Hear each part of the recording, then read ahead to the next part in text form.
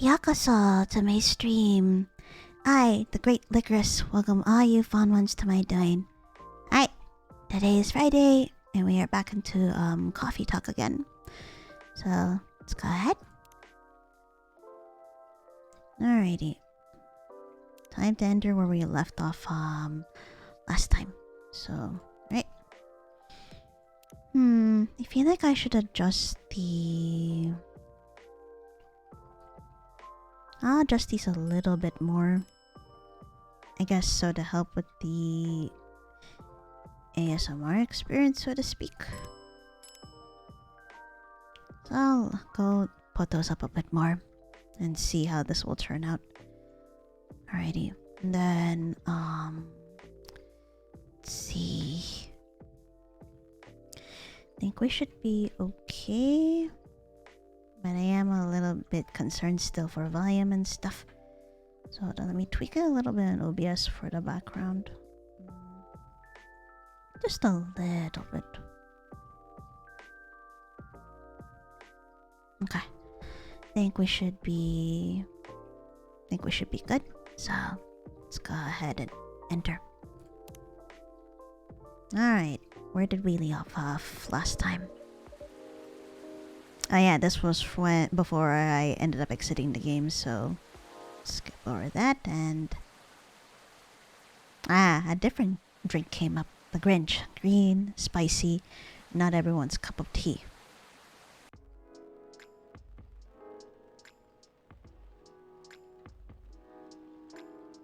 Okay, so let's see. Saturday, September 23rd. Okay.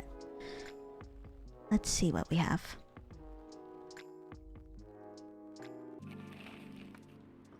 The Evening Whispers. Petition to combine Halloween and Christmas gains traction. Why? That is actually pretty interesting.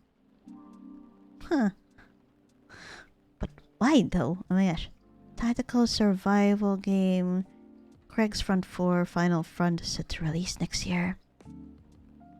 I wonder if this is what Aqua is working on. Although she's still working with Myrtle when it comes to the Full Metal Conflict series. Let's see.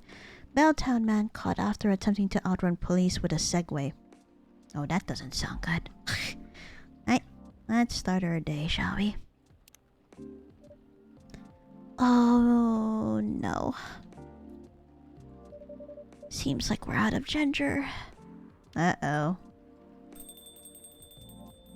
Ah! Oh! Hyde! Oh my gosh. It's been a while for you too. Mr. Hyde, welcome. Hello, Licorice. It's nice to see you again. How are you? Ah, well, I'm just here. How about you? You seem a little preoccupied.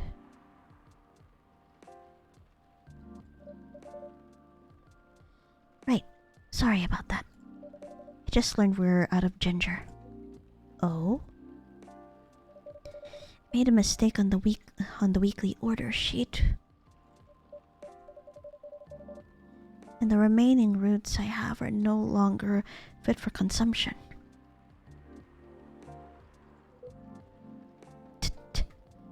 Tut-tut. Sounds like a rookie mistake, Licorice. I know. I'm ashamed.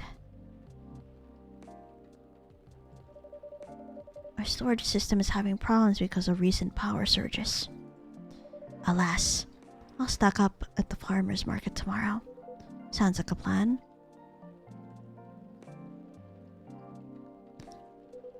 You're really busy as usual, I see. Yes, well, nothing wrong with a slow day or two from time to time. Although it's been quite a week, if I may say so myself. Oh? Well, I'm listening. Pardon? You're weak. Tell me all about it. Oh. I'm not even sure where to start. Try anywhere. After all, there's no way for me to correct an unheard story, am I right? Right. Oh lord, that's still going on. Freaking thunder. Well, the most notable problem recently would be these severe thunderstorms. Sometimes they cause our problems to short out, which messes with the machines. So, in case it happens again, my apologies. I see. Warning duly noted. There has always been this ongoing car vandalism in the neighborhood. Apparently, there's a serial deflator of tires on the loose. Officer Georgie was the one who informed me about it. We've also got a lot of new customers. Oh, who came in? And I think that's about it. Sounds eventful, even if not terribly riveting. Now, regarding the car vandalism you spoke about. Wait, who came in? Well, I drove here. To what extent should I be concerned about it? Wish I could inform you with confidence. Unfortunately, I don't know much about it. So, I can answer that. Officer Georgie came in.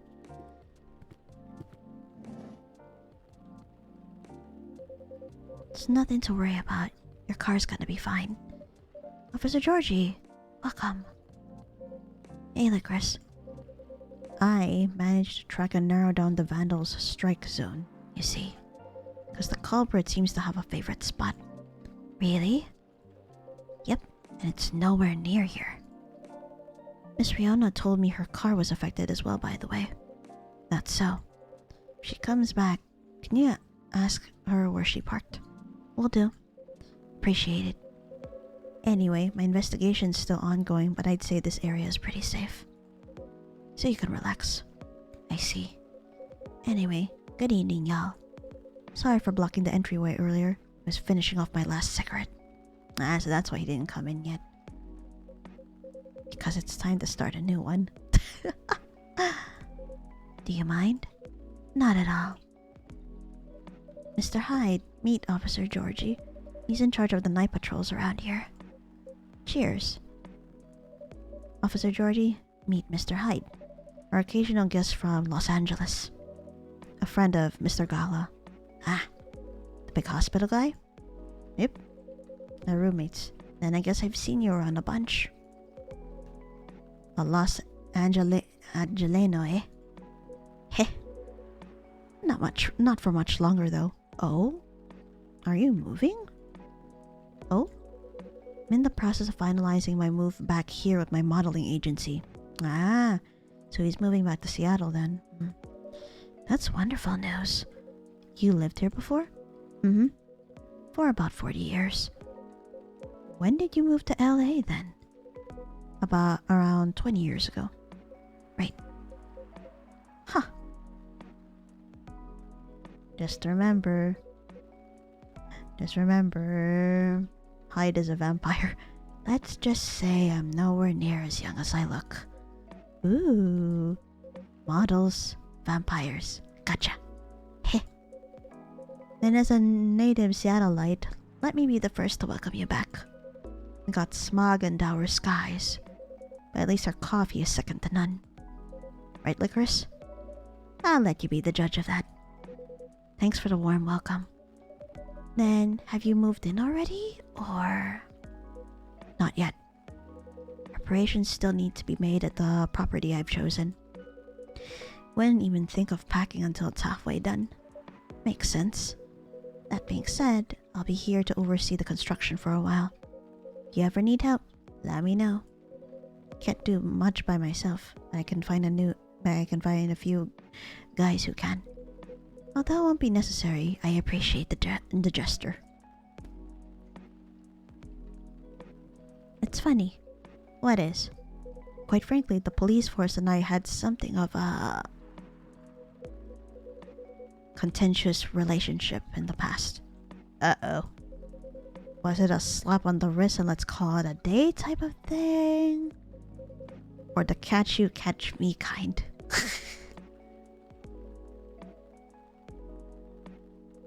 All I can say is, live long enough, you'll try everything. Those are bygone years, of course. Are you sure? Oh gosh. So, does anyone want something to drink? Naturally. After you. Wait, well, public servant should put the citizens first. So after you. How idealistic. But I insist. After all, I'm still considering my options. Well then, in that case... What will it be, officer? Just give me something nice, Lycoris. Oh? Something nice, huh? Are you alright? Not that great, honestly. Oh no. I am so sorry to hear that. What happened? Never mind that for now. I got a question for you. Did you by any chance see a lighter lying around? Oh. Yes, I did. I have it with me. Yep. I'm gonna have to give the lighter back to you, officer. That's a relief. Okay, Lycoris, listen carefully. I need you to take this very, very seriously. Okay. I'll need that lighter back, okay? Okay. I mean it. I need it back. Or this streak of bad luck won't end. Pardon? Just talking to myself. Okay, yeah, I understand. Yeah, for context for those who missed the stream last time, the lighter actually belonged to his grandfather and he keeps it with him as a good luck charm of sorts. Like a lucky item. Appreciate it. Would you like anything to drink? Just black coffee for me, please, but lightly sweetened. Okay, but before I do that, I forgot to check in my phone. Oops. Hyde is finally here. Anyone else updated their... Nope. No one's updated their profiles as of now, or at least that we can't see. But let's see here. Georgie. So I was in a vegan restaurant and a woman said that she knew me, which is weird, because I've never met an herbivore. Lucas, so... I feel like this is finally the right time in my career to either write a book or challenge a professional boxer, so... Oh my god.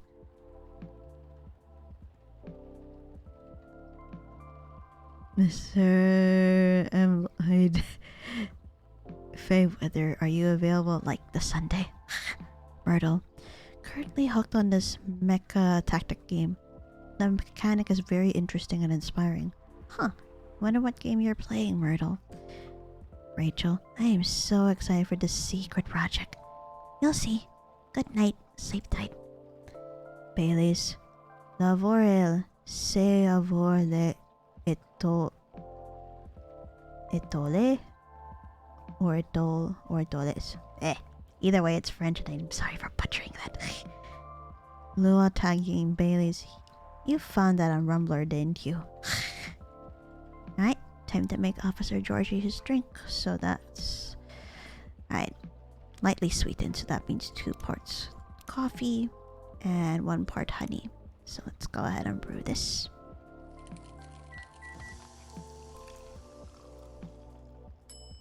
And then, time to give back...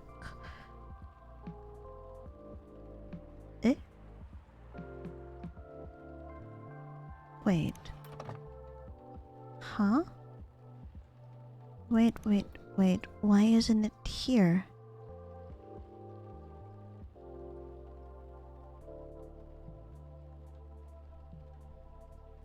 Because I kept a lighter and then the other stuff that was here was like Lucas's fidget spinner and the contact info. The contact info I gave to Riona. Then there's that the ID that we managed to swipe from that agent looking after Silver and Amanda. And I think that should be about it. This one though, the lanyard, gonna probably have to give it back to give it to Hyde, because I have a feeling that's Gala's that could be Gala's item, and you know, he and Hyde are roommates. But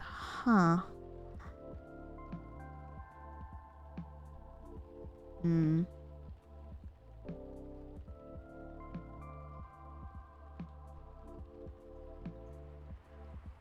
I'm just surprised that it's not here. It's only the lanyard right now.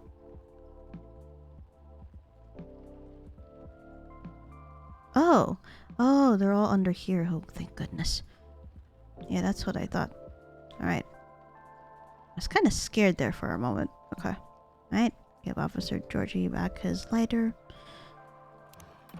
Alright. Let's go ahead and surf. Hi, Nelly. Hello, old friend. Thanks, Lycoris. Suppose I owe you an explanation. I told you before, right? This lighter is my lucky charm. When it goes missing, my luck gets really dicey. Almost got hit by a falling fan at work. Broke the missus's favorite mug. Ooh. Nearly swerved my car into the sidewalk because a black cat jumped into my lane. A black cat? Not even a raccoon. I swear I'm not making this up. That's scary. If that wasn't a sign, I don't know what is. That's just a sign of bad luck, man. And, well, daughter's still mad at me, too. Oof. Anyway, glad to have this back. Thanks for keeping it safe for me, Lycoris. You're very welcome. Here's your sweet coffee to sweeten your evening, officer. Cheers, Lycoris. That really hits the spot. I'm glad to hear it. Ready to make your order? Not quite. Do you have any suggestions? We have a couple new teas if you're interested. Oh? They're butterfly pea and hibiscus flowers. Hibiscus, huh? Not an ingredient that's easy palatable when used in a hot beverage. Perfect. Make me something with it. Are you sure? We are missing some ingredients tonight. Do you have any specifics in mind? I'll let you choose for me. Just make it red and... who knows? Maybe it can be my new blue wine. Blue wine? It's a fake blood cocktail I used to get here. Back when it was still a bar. Yeah, because he's lived a long life and Coffee Talk, well, the business before Coffee Talk used to be a drinking bar. So yeah. Ah, I see. Make me a bold red drink. I'd like to see what you can come up with. So I would say, bold, huh? Let's see what I can come up with then. He wants it to be red and bold. Then definitely hibiscus. Hibiscus tea would be the base. Hibiscus tea. Let's see here.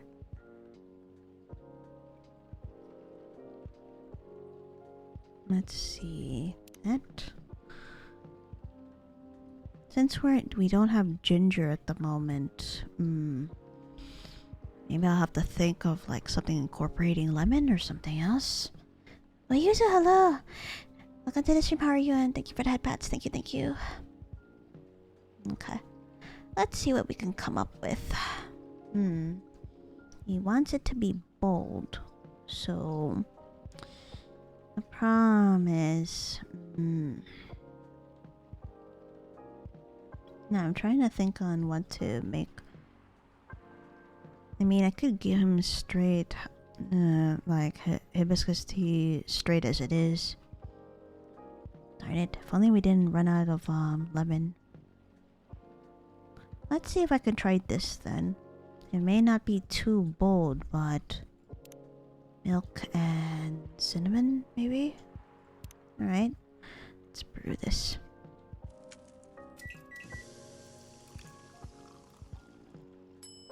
Pink spice.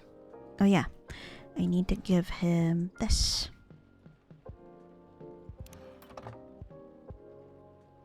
Alright, let's go ahead and serve.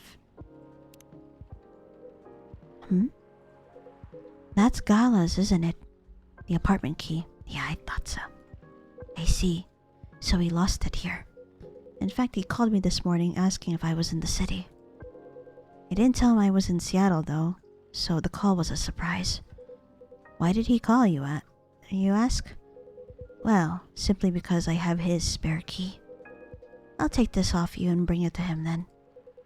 I will be sure to let him know. Alright, thank you. Here you go, sir. Something red. So this is a drink you thought I might like. Honestly, I'm not entirely confident, but this is the best I can do tonight. Looks peculiar enough. How is it? It's tart. Astringent. Yep.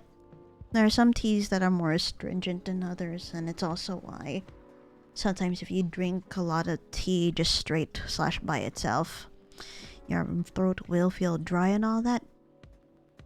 That's why I make it a point to think of what teas I can drink straight without my throat drying, and others where I'm just like, you know what, I'm gonna add a bit more of this and that. Do you like it? You tell me. I was looking forward to it. I'm sorry that it isn't what you expected. Well, you did what I asked, so no need for apologies. Next time you could try making me something that doesn't taste like hay juice. Oh my god. It needs some boldness. Something that can leave a mark in me. There is only one hibiscus drink that I have enjoyed. I'm curious to see if you can come close. I will try my best next time. Well, we did run out of ginger, so I'm pretty sure he's looking for that. Welcome. Who came in? Oh, Lucas. Hey. Hey, kid. There. Damn. Oh no. What's wrong? Oh, dang. Hello, Licorice. Pops, nice to see you again. What's up? What's going on? What's going on with you? Me? Oh, well, nothing. Nothing much. You know what? Let me move over there. There we go. Sorry about earlier. I was, preoccupied. No problem. Is everything alright? Yeah, of course. I'm always alright. Always. 'Cause I am a very lucky dude. Speaking of luck, did the lady ever come back? Miss Riona? Yeah, she did. Yeah, she totally did, dude. Really? Did you manage to give her my stuff? I did. I gave her your written contact info. Okay, cool. She didn't throw it away, did she? As far as I know, I don't think so. Great. You trying to reach the soprano, lass? That's right, pups. Still feel uneasy about how that day went. So I just want to apologize to her or something, you know? Okay. So I guess I just have to wait for her to contact me, huh? I think so, yeah. But what if she doesn't contact me? What should I do? Then that's that. That's her choice. You're so right, Pops. Didn't think of you as someone who'd have trouble reaching out to people like this. I know, right? It is what it is. Okay then, I'll wait. Anyhoodle, it's nice to see you again, Pops. Likewise, kid. Hello to you too, sir. Hyde. It's Hyde. Wait, so you're really that Hyde? Ah, of course he would know. The supermodel Hyde? A big shot, eh? Oh man, oh boy. Never thought I'd randomly see you in a place like this. No offense to you, Licorice. Well, I follow your socials, man. Big fan. Especially love the Timeless series you did for Boundless. That's an old one. Boundless? It was a lifestyle magazine, no longer in print. Because everything is online these days. What was the series about? It was a phone series I modeled for. A bit of a avant-garde shoot. They were originally set to be displayed in a time travel theme showcase. Alas, the exhibition fell through. Oh man. So they were rethemed and put in the magazine instead. Yeah, those were awesome. I liked how the series showed peak fashion through the times. Yet the designs were so contemporary. Timeless even. Pun intended.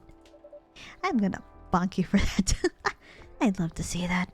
Wait, let me show you a couple of pictures from it. Oh wow. This was him back in the day, holy crap. Hyde looks great there, colorless or not.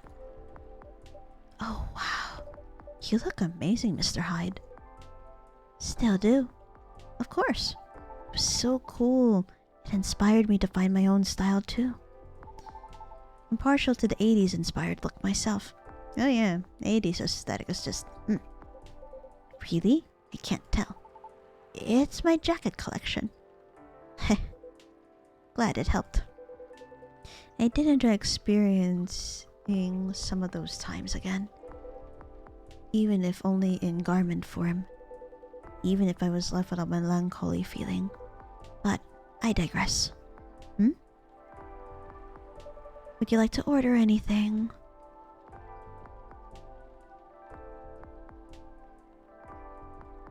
Oh yeah, of course. Oh, by the way, is pure matcha supposed to make you feel woozy? Not if you're not used to caffeine. First off, not unless you're sensitive to caffeine, or if it's your first time drinking matcha, you may have put a little bit too much. You don't need a lot to put in 1 cup unless you want to intensify the flavor. Which is why, despite how expensive some matcha can be, well, matcha is expensive overall. I think the cheapest one I've seen was like 20 bucks. But some matcha are even priced higher than that. But despite the price tag of the matcha, you actually get a bang for your buck because you only need like, what, half a teaspoon or 1 whole teaspoon per cup. That means matcha can last for a while. But yeah, going back to your question, I don't think it's supposed to make you feel woozy unless you are sensitive to caffeine or you put too much matcha for your first drink. Oh dear. So let's see. Pardon? I tried drinking some before lunch a couple of days ago. I felt a tad nauseous. Uh-oh, that doesn't sound good. Are you okay? Did you have breakfast? Nope. That's why. Regardless if it's coffee or tea, and especially matcha, you're not supposed to drink those on an empty stomach. No, bad boy. Bad. It's really strong tea, so it still shouldn't be consumed on an empty stomach. Don't do that, Lucas. Oh man. That was the main takeaway from our conversation, wasn't it? Dully nodded. Thanks. Then, can I get a pumpkin latte? Sorry, we don't have that here. Ah, for real? You know you don't need pumpkin to make it, right? Oh, I've heard that before. Yep, because I have an open mind. I just don't want anything plain tonight. Fair? How about making me something based off a pumpkin latte with what you have? Alright, let's go with that.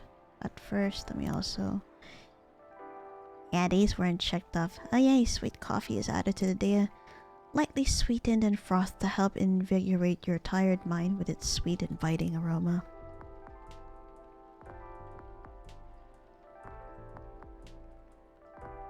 Alrighty. So, stuff that we have.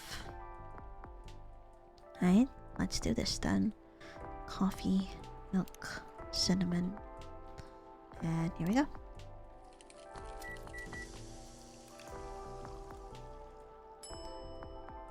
There you go.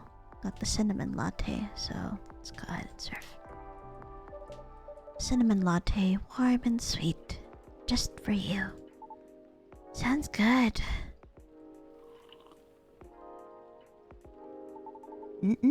Good call on the cinnamon. It is the star spice of the fall season, after all. Oh yeah, you're right. Like pumpkin lattes. The warmth cheers me right up. Thanks, Licorice. Don't mention it.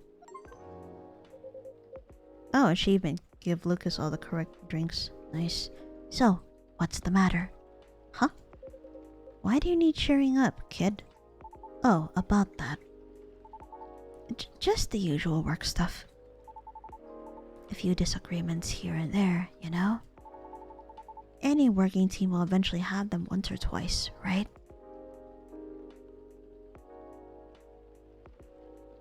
Right. What do you do? I'm a vlogger slash influencer. I review a lot of lifestyle things like fashion, places, food, etc. on the social media. Sometimes I do skits and such on my channels too. And pranks also? No, Pops. Ha! No way. Real talk though, I actually hate pranks. I didn't say it before, but I hate them. A lot. Is that so? I just think they're the lowest form of entertainment. Just cheap thrills at the expense of others. Right. What was it? Pranks are only funny if you end up confusing the person. Like, I don't know, maybe an example would be the sending a mariachi band to follow a person everywhere. Yeah, be muse and amuse. Don't abuse people in pranks. But yeah, getting off topic here, sorry. So you're essentially the creator and the host of your show. What does your team do? My team helps me edit, secure sponsors, and massively boost the production quality. They're great. I owe them lots. Do you think that you're doing well? Yeah, I mean, I think so. Get by pretty well. What does hide since? Let's see. I currently reside in LA. For real? I did too before I moved here.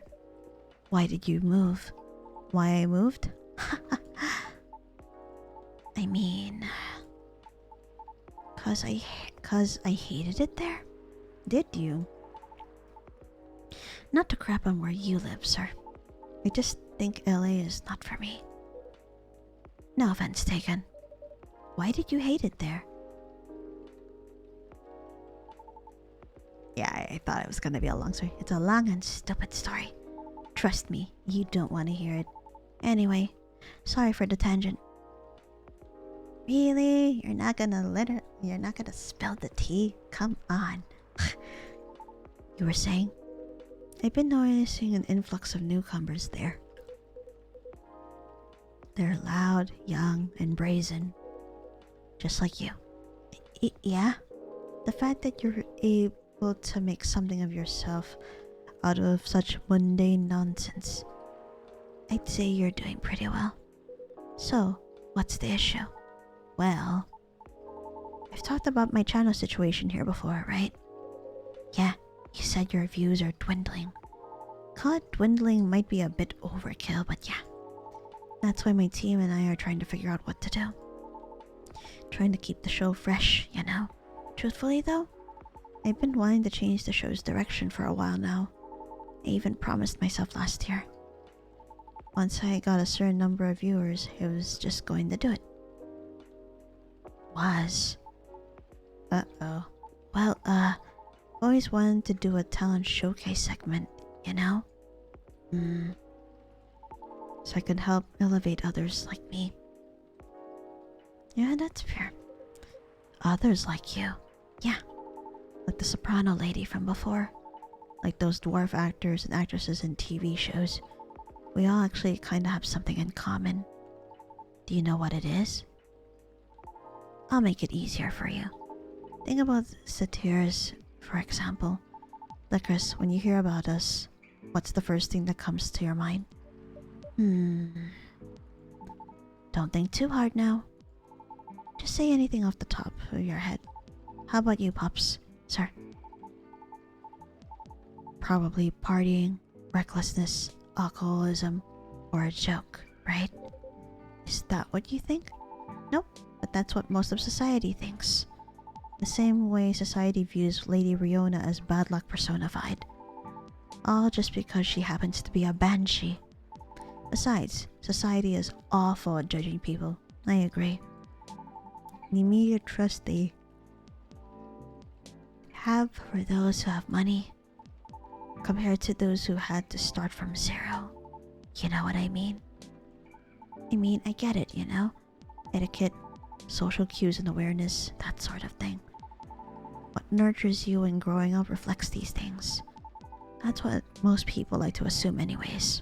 And I get it. Nobody has time to learn about everyone. So we go by impressions. But as someone who started from zero and now, the difference on how people treat me is so damn stark. Oh man. So damn stark that it doesn't feel all that great, you know? Of course. So yeah, I wanted to carve a space in my work. A place where I could get exposure to those who might not get it otherwise. Then once again, I ask you, what is the issue? My team thinks my segment idea is too risky. Yeah, I can totally see why they would think that. Don't fix what's not broken, they said. They just want me to improve what I've been doing. And you agree. They're not wrong. The risk is real. After all, I'm not responsible only for myself. I've got a whole team depending on me now. That's why I'm trying to find a compromise. At least, until we become so big that any slight changes won't affect us as much. Will the world wait for you, though, I wonder? Huh? Will the world wait for you to be ready? Have you ever asked yourself that? You see, making choices is always a matter of priority. That I agree with too. As you grow, your stakes increases along with your responsibilities. As such, your excuses will continue to pile up. Yeah, he's not wrong. But given the pace at which you're going right now, I see your idealistic dream is unlikely to be realized. However, if it's enough for you to just have good intentions, well, that's another story. Well, a little blunt, aren't we? Well, Hyde has always been the type of person to be blunt. Am I wrong, though? It is a perspective, yes. You know, one of many. I admit I don't know much about the entertainment biz. But you've gotten this far, boy. Because all along, you've been motivated by that specific goal in mind. Ain't that right? Yeah. Then that's why I wouldn't dismiss his intent so easily. He is... Well, you're probably just a bit lost right now.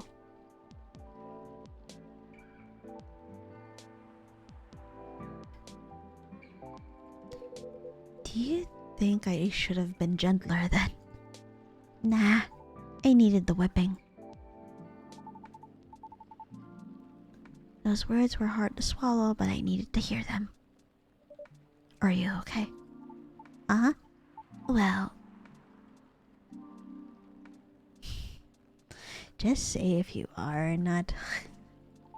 There's a lot I need to think about. So, I should go. Nice seeing you, pups. Thanks for your advice, sir. Lycoris, thank you too. Hang in there. Yes. Yeah, y'all too. See you around. Whoop. I've stayed too long already, so I better go do my work now. Don't want to get my pay docked, you see. Nice meeting you, Hyde. We'll see each other more often soon, I'm sure. Hopefully nothing work-related. Have a good night, officer. You too, Lycoris. Be safe out there, officer. Will do. Until next time. I suppose I should leave as well. I'll be back before long, though. Please do. Hmm? Is there something wrong? Looks like the officer forgot his lighter again. Seems our officer accidentally drops it again. It exudes an interesting feel. Yep, time to keep that safe.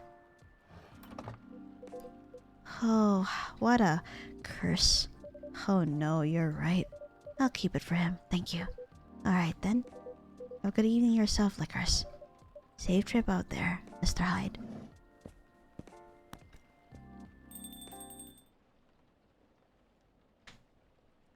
Bedchamber, a cup for those longing for a deep slumber. Ah, man. It's also why I specifically look for a tea that will help me sleep. Which I did find, and I only got a sample of it. That's a Sunday, September 24th. I only got a sample of it just to test how effective it was. Meet all the main characters was my achievement that popped up. The Evening Whispers. Inu Mimi.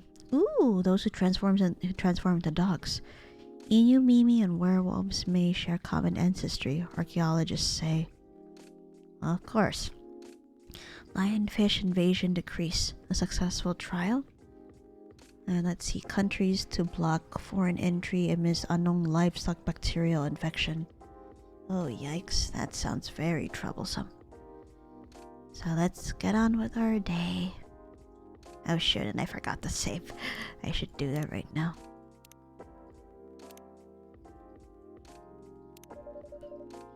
There's something missing from the drawer. Uh-oh. Did I misplace it? Looks like bad weather again tonight.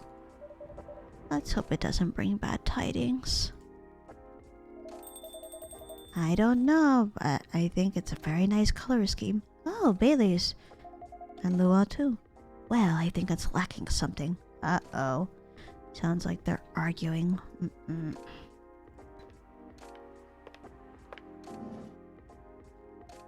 Yo! Long time no see. Well, Lua I already met, but Bailey's I have not met yet. At least not in this period of time until just now. It's too dainty. Ah, they must be talking about wedding preparations. Uh-oh, don't start a fight here, guys. Dainty. What would you like then? Red, black, and purple? Ah, color scheme? I guess color themes. And especially if they have like a wedding party with groomsmen and bridesmaids wearing those colors too. That wouldn't be the worst. Okay then, why not? But you have to commit to it. No take-backs this time. I don't know. Maybe. Let's take a break from the topic. I only have time for a quick drink before I go back to work. It's not like we're going to decide now anyway. Maybe that's the problem. Oof. How are we supposed to plan this wedding if we keep postponing every choice we need to make? Something I would not want to encounter if I were to get married. Like, you know, constantly changing your mind and all that. Yeah, no. If I want to plan, yes, I want to be meticulous. But at the same time, you know, I just want to keep things simple. If I were to have a wedding, I don't want a grand wedding. But I feel like making it too small will step on a lot of toes as well. So, you know, if I were to have a wedding, it would be an in-between of those. But geez, postponing on every decision you make? That's... oh no. Guys, don't argue too much. Hey, Licorice, what do you think? Pale green, lilac, and daffodil yellow? No wonder she said it was dainty. Probably she's not used to those colors too. Or red, black, and purple. Yeah, that would be more on the pastel color side. For her, it's just like bright, if not going on darker colors. Hey, don't put Licorice on the spot. Please don't. No, it's quite alright. It's just that I wouldn't know. This is your wedding. Your opinions matter, not mine. Yeah, it's your wedding. It's your choice.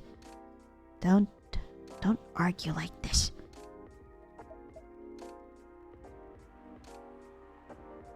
Trouble is we don't know what our opinions are. And this is why it takes time to prepare a wedding. And when we think we do, we change our mind. And there we go. It's like the centerpieces. Oh please, can we not talk about that now? Really thought we agreed on the cute cottagecore ones. The ones you spotted in Tomodachi. I mean, they were your pick in the first place. They were, but they were also too expensive. We have to be realistic. But weddings in general are expensive, yes. Which is why budgeting is so important too. Like, can't expect to have for example, you can't expect to have a lavish wedding when your income is not like that. In other words, have the wedding that you can afford. And even if it means going to, get your marriage done in court too, that's okay. There's nothing wrong with that. Besides, some people have decided to go either have smaller weddings or have their marriage done in court so that they could, like, for example, not spend a lot of money just to put on a down payment for a house, for example, and among other things. Especially when you want to have... Oh, that's why she wants to have the lavish wedding. A big wedding, rather. Especially when you want to have 200 guests. Oh boy. That's a low blow. I can't just disinvite my extended family. Well, there you go. That's the problem. When you have a lot of family members, like your biological / nuclear family alone, like your parents and siblings when you have many siblings and such. And then, yes, not wanting to step on toes for the extended relatives, aunties, uncles, cousins, and such. Yeah, but you're gonna, if you don't want shit to be expensive, you're gonna have to cut from that list, dude. Most people would be able to understand that they're not invited to a wedding just because of the expenses. But I know there are those who will take it as a slight, so... The key word is extended. Do you even know half these people? Exactly. If I were to plan a wedding and invite extended family, I would be very particular on who to invite. Because, I'm not close with all of my relatives. I'm only close to some. That's not the issue. Uh-oh, they're arguing. If I invite one of them, I have to invite them all. It's like a domino effect. Besides, they'll be paying for a part of the wedding. I still don't think they should.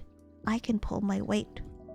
If we have to choose, I'd rather we have the beautiful things you like. Even if it means we have fewer guests. Well, if my family's not chipping in, we might not be able to afford either. Thanks for your vote of confidence. I don't want our wedding to be just a random meal. With a bunch of people we're not even that close to. Exactly. I said I'll make sure we can afford a dream wedding. Or die trying. I don't want you to. Saved by the bell. That's work. I really can't linger. I think I'll have that drink now, Licorice. Of course. What can I get for you? Something that'll keep me awake. So, strong coffee, is it? still have work to do and my head hurts. So I guess strong coffee would be good. And with a nice spicy kick, please. Any preference on the spicy kick? No? Any strong coffee with spice will do. Before that... Let's see. Hide, birthday, February 8th. Vegan vampire. Professional model. And such. Georgie... June 1st. Ah, Bailey's is finally added here after all this time. Lucas. My sub-summary. On a short break to refresh and wreak havoc on return. Post your Rex on my channel. Or my sub. Why Flooby Floob. Could Tem join stream on the VC? Don't call me Flooby Floop first off. And secondly, as much as I want you to be on stream, I will need to decline it. Because usually I would use this time to practice my ASMR voice. I want to make sure that I keep practicing. I'll try.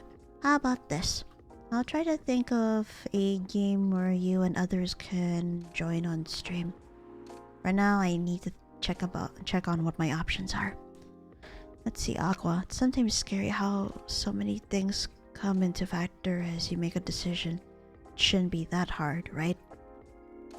And she's still conflicted about signing that contract. I have tons to think about every day.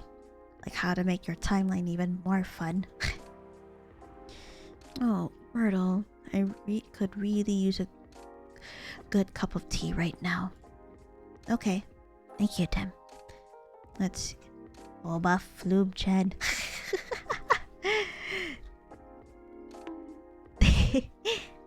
Let's see, Riona. Bad traffic at Yale Street. Avoid. Alright, you need strong coffee, right? So that means 2 parts coffee and... Oh good, we have ginger in stock. So let's go ahead and make this.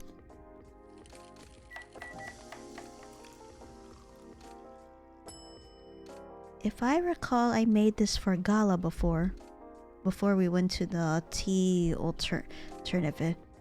Neflubi ASMR Ruby. Alright, time to give you this. Jahe Brook. And the Jahe or Jade to Brook for the lady. Oh, an oldie goodie.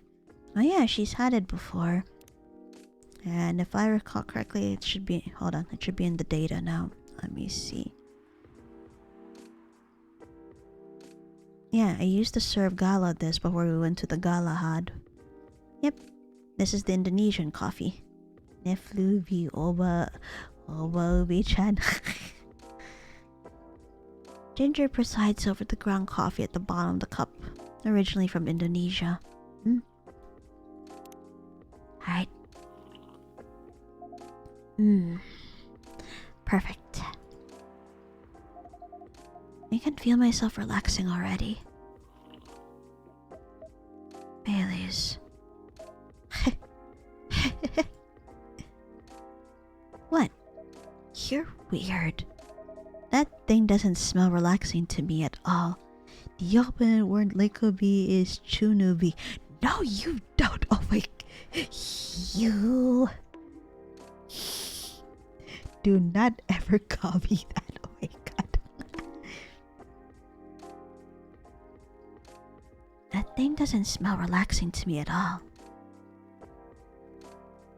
God, finally. They were arguing about their wedding stuff that I almost got worried for a second there. You're weird. I guess we're both weird. Oh, who's coming in? That we are. My lovely weirdo. My perfect misfit. Aw, these two are so cute though.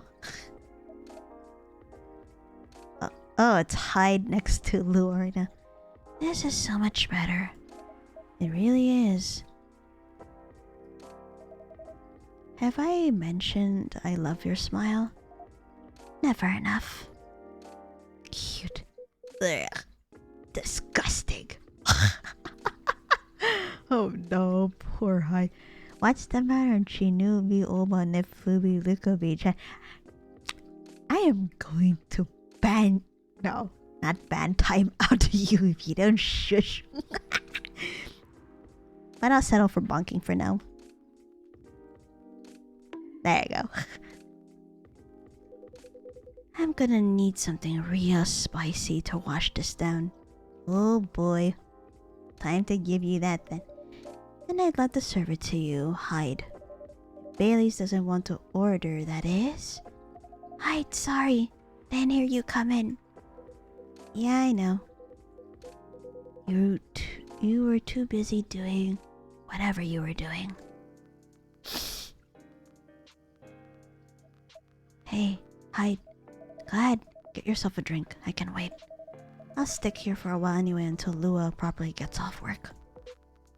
Alright then. Did you hear me, Lycoris? Spicy is the name of the game. Any preference on the spice or the base? Nope. Just make sure it's got a spicy kick of something. Then double it. Alright? Let's see if I can create this drink. And it's definitely gonna be a hibiscus based. So alright. Let's use this hibiscus and double the ginger. Alright, time to brew this for ya. Oh, thank you for the redeems. Tem, hold on a second. Let me save first, since you asked. Okay. And then, thank you for the head pats. Thank you, thank you. Alright, yeah. I'm gonna need to hydrate and stretch a bit since it's been a while, so... One moment. Let me hydrate for a little bit.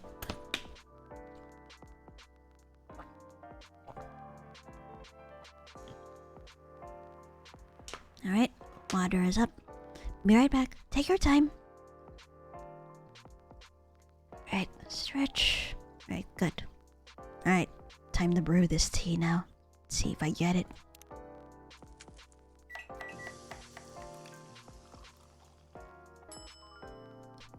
Ah, so it's called... So the tea is called Zobo. Right.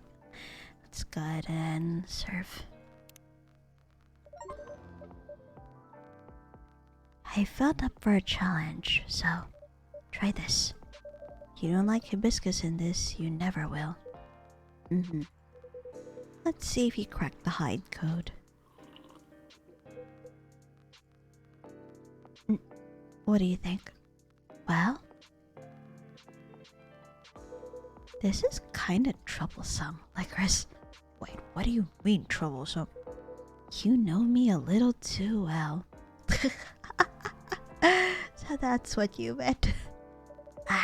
So I take it this works for you. This is a perfectly executed Zobo if I ever tasted one. Glad to see you've made good use of your ginger resupply. So you knew I couldn't get it right last time. Heh. Bastard. Forgive an old man his old man jokes. You! Frickin' grandpa. Frickin' grandpire. Anyhow, this is the only acceptable way to drink hibiscus. I used to have a friend in Lagos who made me Zobo like this. Every time I visited. She lived near the harbor. Would sit down, drink it, and watch the boats float by. That sounds lovely. She was a good friend. She isn't anymore? Heh. When you've got a vampire's lifespan, friends come and go. True. I would have to agree with that. That's sad. You get used to it. Isn't this where you say something about enjoying each moment even more? Or grief being the price you pay for love? I'm afraid it's a lot more mundane than that. Some things you forget, And for others, you just get better at moving on.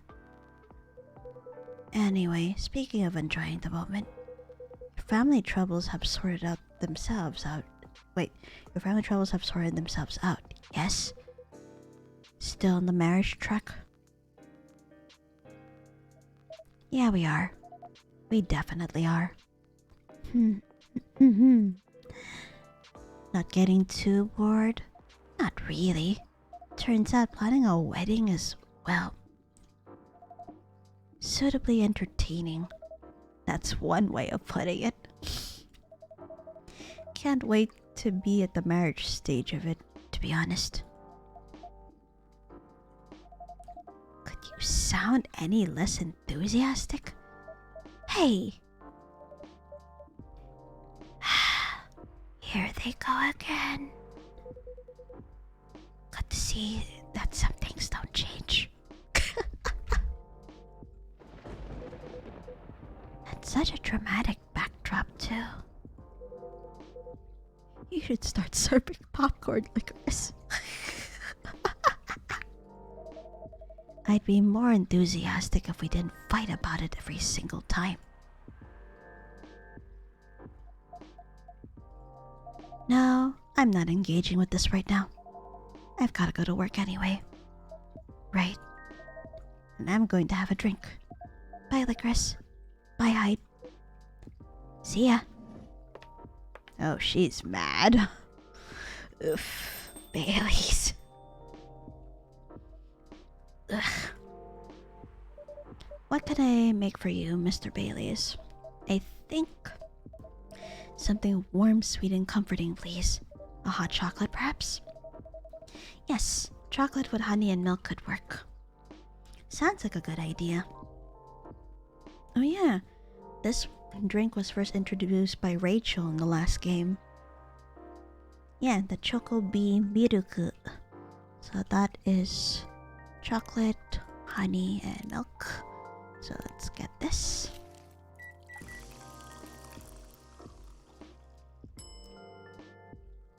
Ah man, that sounds good already. It's a good thing I have all the ingredients. Well, I need to restock milk anyway. I think we're about to run out, but man, I definitely want to drink this as soon as I get off stream. So let's go ahead and serve. There you go. A Chocobi Miruku for you. Perfect. This feels so good, Licorice. Means a lot that you're always looking out for all of us. Duh, of course I would. On a miserable night like this, it's heartwarming. But of course, you're our valued customers. Yikes. Freaking thunderstorm though. I hope Lua didn't get too soaked. Heh. You do care a lot about her. Of course I do. Then why all the fighting? You tell me. The wedding is bringing out the worst in us. Oh yeah. Some of my friends who have gotten married. Yep. Some of them tend to argue about how wedding plans will go. This and that. I really do not want the stress of this if I were to have my own. Since we sorted out the situation with my family. You mean since you cut them off? Yeah. Since I stopped talking to their judgmental faces, Lua and I haven't fought about anything. Until now. Every time we try to organize this thing, it's like we become different people. Let me ask you something. Go ahead. What do you want from this wedding? How do you mean? It's not complicated. I'm just asking what you want. You close your eyes and picture the day. What do you see? Honestly, I have no clue. I know Lua is there, but that's about it. It's not a bad start, in truth. if you don't have specific expectations, why don't you just let her do what she wants?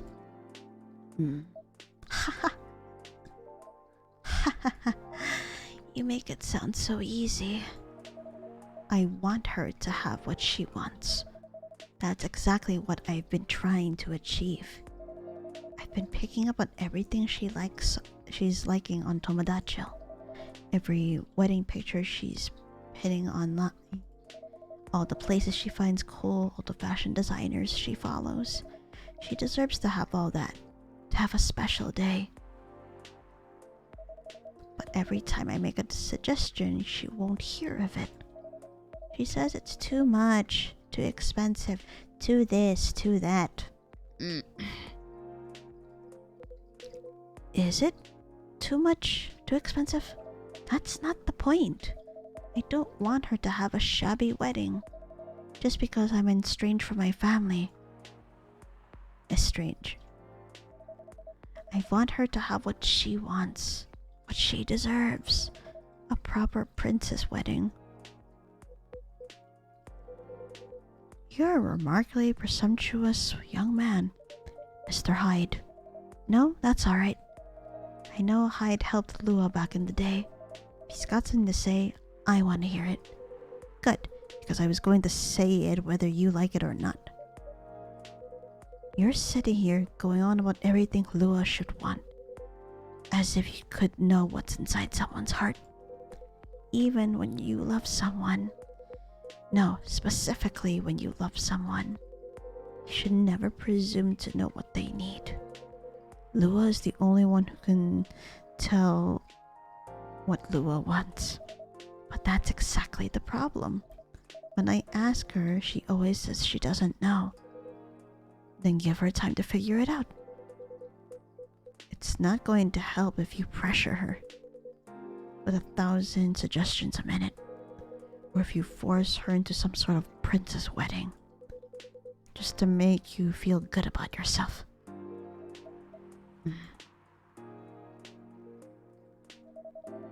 But what if we take so long that we reach old age and we're still not married? If you reach old age and you're still together, married or not, I think that counts as a win. Yeah, both of you have long lifespans anyway. What with you being an elf and her being a succubus. So, since we're talking about taking some time, you should also use that time to figure out what you want. Otherwise, the best you'll get is a wedding based on your skewed idea of what Lua's wedding should be. That sounds pretty sad to me. Well, that wasn't pleasant to hear, but he's got a point though. Bailey's. But it also wasn't wrong. Give her time and figure out what I want, huh? Sounds so simple. Should have thought of that before, I guess.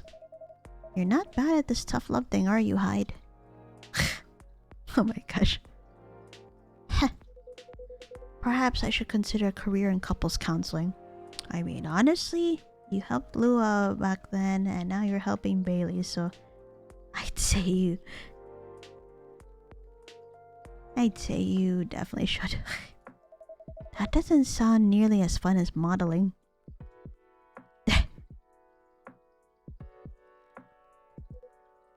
Doesn't it? Modeling gets old after a while. I thought you were having a good time in LA. I was. Until I wasn't. I'm moving to Seattle, in fact. I kept my contract with the agency just in case. But there aren't many modeling jobs to be had here. Really? What are you going to do then? Go back to my mafia dwarf buddies, of course. Oh boy.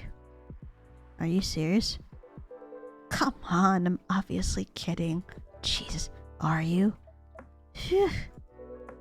I wouldn't go back to them. I'd go back to being chased by them. Oof. Besides, I checked in on them and everyone I used to find entertaining has retired now. Meanwhile, their grandkids manage the whole enterprise.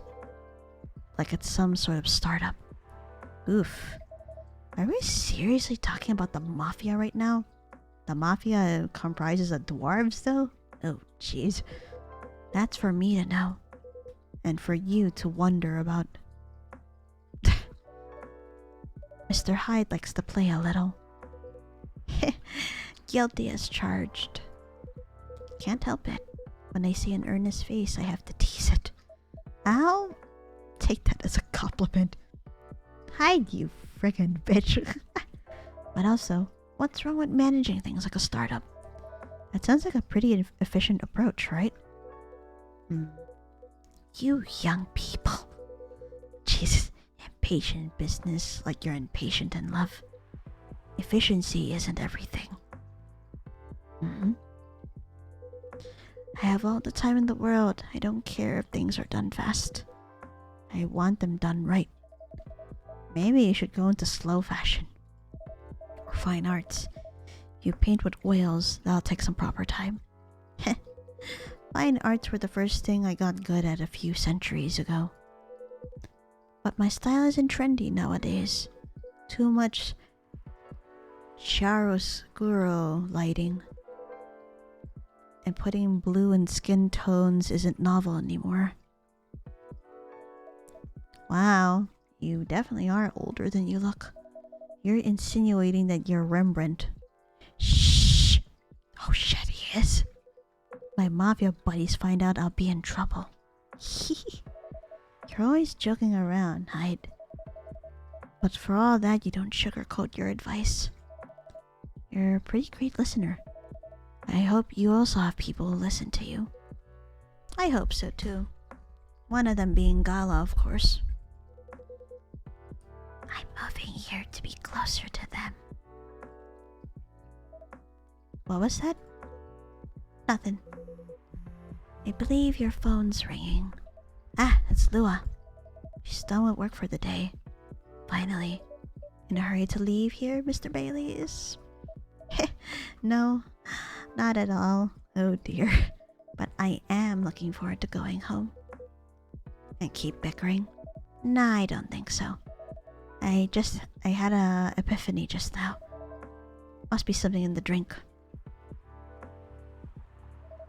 Going to leave the topic alone for a little while. Good elf. Enjoy your night then. I think I will. Thanks, Hyde. And thanks, Lycoris. Of course. Have a good night, Mr. Baileys.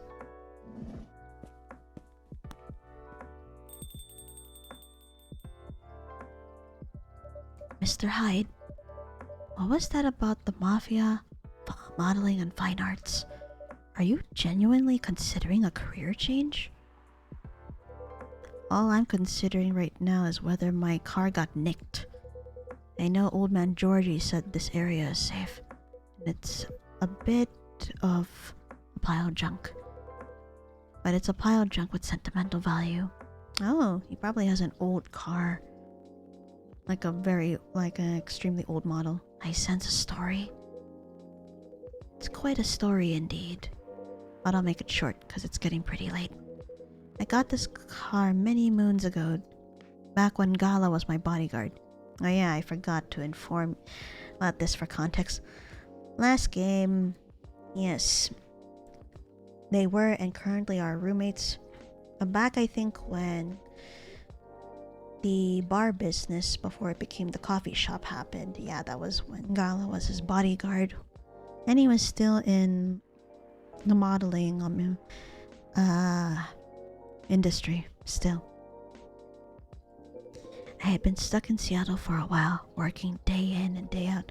Or was he a bartender before then? It was one of those. At some point, I decided I needed a proper break. But, you know Gala, he's a bit of a stickler for the rules. There was no way I could have a night out in the middle of a big job, not on his watch. So you slipped his watch. You know me well, Lycoris. Some friends and I, we decided to get together. I was to provide the ride, they provided the entertainment. I did the usual thing. We waited until Gala was sound asleep. Then I left the pile of pillows under the duvet, hide shape, and I snuck out of the hotel room. There was only one problem. Gala was my chauffeur as well. He was also his driver. He had your car keys. He had my car keys. I wasn't about to poke the bear, Wolf. So I went to the nearest dealership I got the cheapest car I could find. I only intended to keep it for the night, you see. I'll spare you the details, but my friends and I, we drove to a lovely spot with a view. For the sort of action which I admit might appear ambiguous from the outside, but to me it was very enjoyable indeed.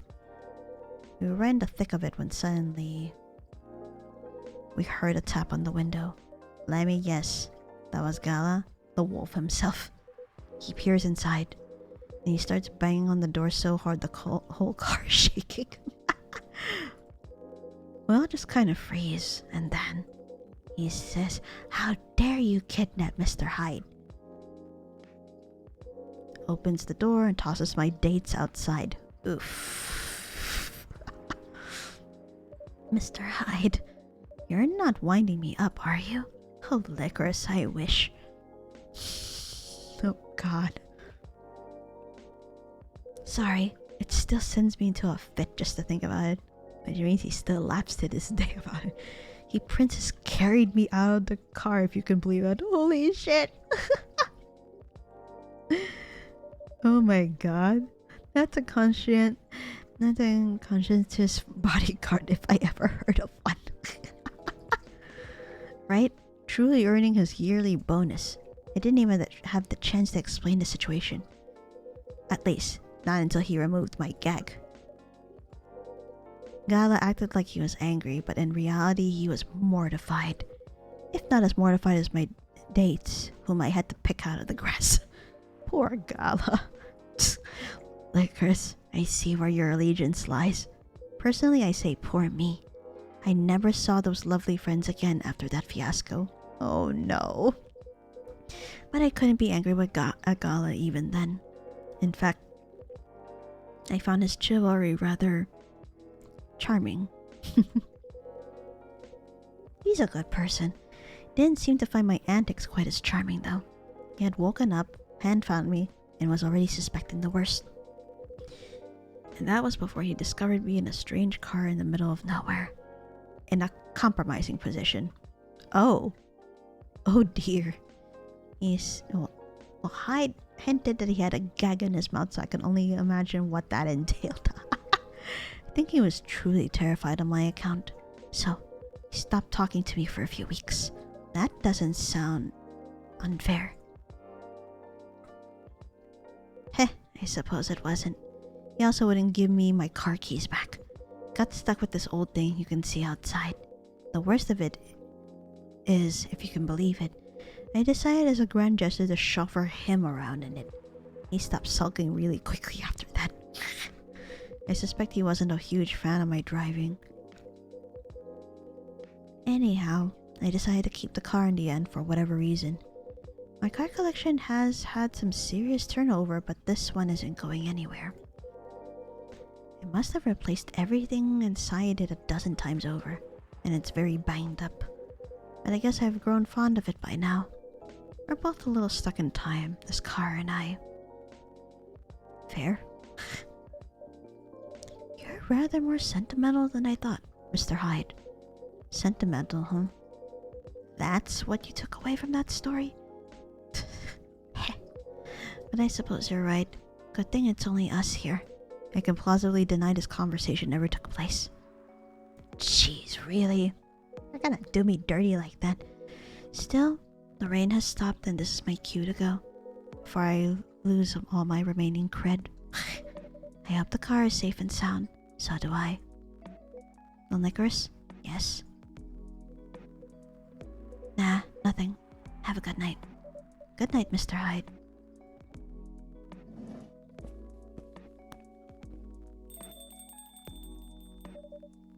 And safe journey home. Oh, Dad just found a missing photo album of my childhood. I can only wish you can see how cute I am as a kitten.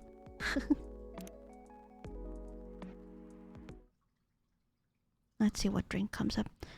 Ah, the plain old hibiscus tea. Cranberry-like tartness, yep, with floral undertones and a great source of vitamin C. Yep. Alright, I'm gonna go ahead and go away for 5 to 10 minutes after my business meeting, and I need to restock water and all that. Alrighty, I'm gonna go, be right back.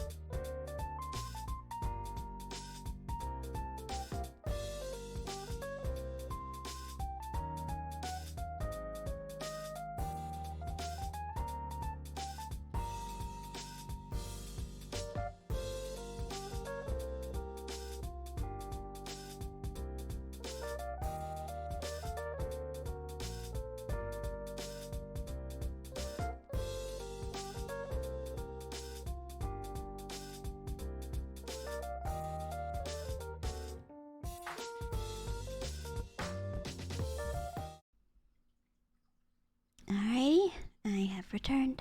So let's go ahead and continue. And yeah, I ended up making the Choco Bee Miracle drink myself while I was away.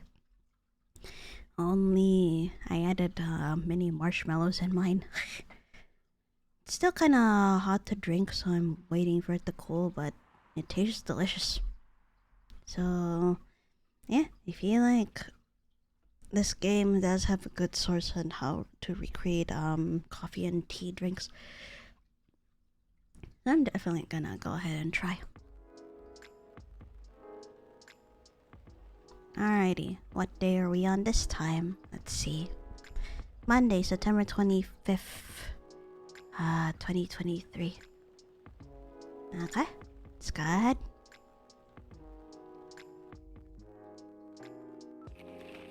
Evening Whispers. First wave of visa applications to Europe rejected for failure to include passport signatures. Ouch. The rise and fall of weird Stein box offices, a brief history. Sold out. Replica astronaut suits experience an extreme increase in sales. Uh-oh. Well, Silver and Amanda did mention they have a lot of siblings and they're in a mind hive collective. You know, that's the only way they can be able to communicate to one another even though they're far away. Well, Silver hasn't been part of that for a while, which is why he can't really sense Amanda and the others as much, but makes me wonder if that agent is going to... I hope the power hiccups didn't affect the machine too much. We're still struggling with that. Cinnamon latte, let's see. Cinnamon infused cafe latte that uplifts you with its warmly spiced aroma. Zobo. A traditional... it's a Nigerian drink.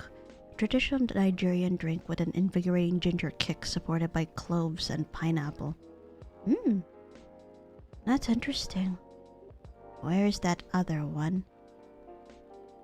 Ah, there you go. Choco Bee Miracle. Sweet, nourishing, healthy chocolate. Oh, I really hope the power did not get affected too much. So let's see. This is a very slow start.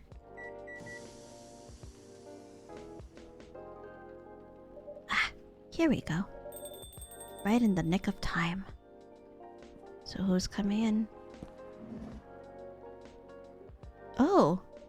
Welcome you two, Amanda and Silver. It's a relief to see you safe and sound.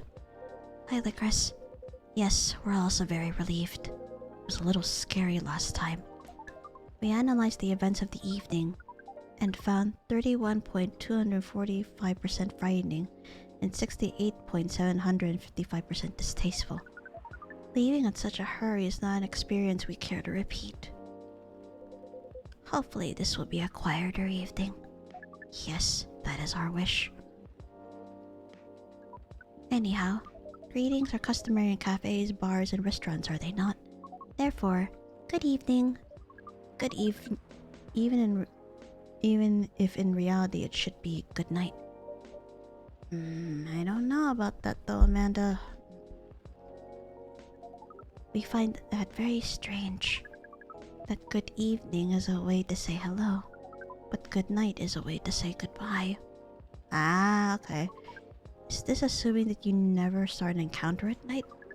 Because that theory would appear to be empirically wrong. For example, this is the second time we meet Earthchild. Both times have been at night. Our 100% sample does not bear out the aforementioned premise. Additionally, the very concepts of evening and morning seem only marginally... Amanda? Yes, what is it? I think Lycoris tried to inject a couple of times. Forgive me if I'm mistaken, Lycoris. No, it's alright. I didn't have anything important to say. The truth is, I'm not sure why our greetings have a circadian rhythm. Earthlings are creatures of habits, I suppose. They get attached to certain ways of using language. I don't often question the actual meaning of words. Yes, At least in this particular case, no one's getting hurt. Since I arrived here, I observed that some thoughtless uses of language can have a much more painful effect. Indeed. We see and we agree. And we apologize for interrupting you, Lycoris. Don't worry about it. Communicating without a hive connection is rather challenging. Besides, we have been in a somewhat heightened mental state. We have been finding Earth quite curious.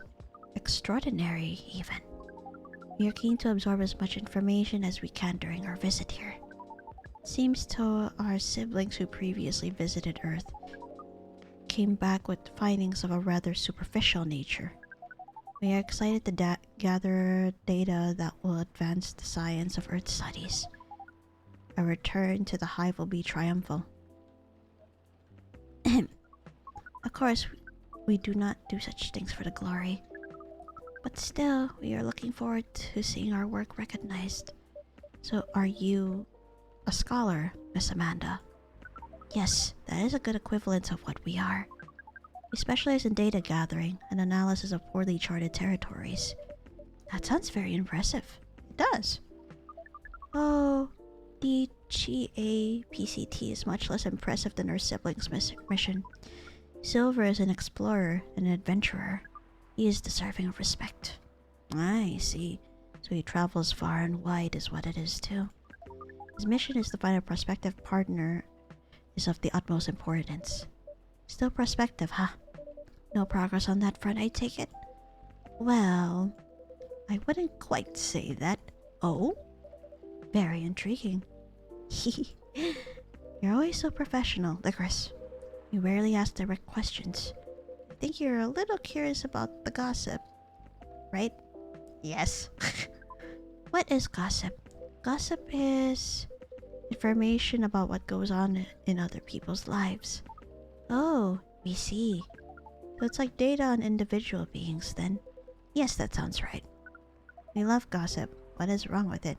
Nothing at all. I would love to listen to yours. Yeah, I'm very curious now. But let me make you a drink. Let me at least make you a drink first. We must consider our choice of drink carefully. We suggest our sibling goes first. Are you ready to order? Silver. I have an idea, yes. Can we expect an interesting new recipe? You're a barista yourself now, after all. A barista? How am I... Your business, remember? Oh, you mean the cafe. Yes, you mentioned you were opening one, didn't you? I am, after a fashion. But I'm not focusing on drink menus just yet. Also intriguing. I promise I'm not just withholding information, Lycoris, but things are a little complicated. Uh-oh. How so? Is it alright if we start with the drink? Yeah. I mean, there's no problem there. So, try my best to explain everything afterwards. Gotcha. That sounds good to me. Then, I think I'd like something simple tonight. Do you remember the first drink I ordered when I came here years ago? Wasn't it a coffee-based drink? It was a coffee drink, and I think you mentioned it was very bitter. Bitter and tart, right? Yes, I think that's right. A bitter and tart coffee drink. Oh, I remember that one. This particular recipe. First, let's see here. Oh, you updated again. So let's see. Part of Los Angeles agency. Old enough yet still seeking the truth and purpose of life. Fair. Lua. Darn it. Her whole thing is in French. And unfortunately, I do not understand. Guess I can be able to find a translation of this somehow. Bailey's. August 10th is his birthday. Yep, he's still a freelance designer. And he's a #1 pumpkin spice fan. Let's see. Does everything happen for a reason or nah? Oh, Lucas. Aqua, I wonder how everyone's doing. Kimono pods.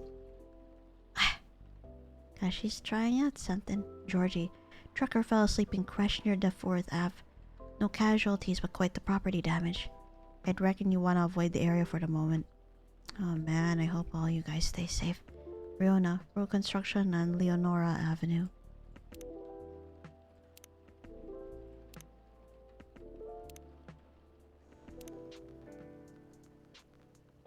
Oh, looks like a hair accessory if I look up. Oh no, these are headphones. Well, in this case, since she has cat ears, of course, that would connect to her cat ears on her head. Very interesting.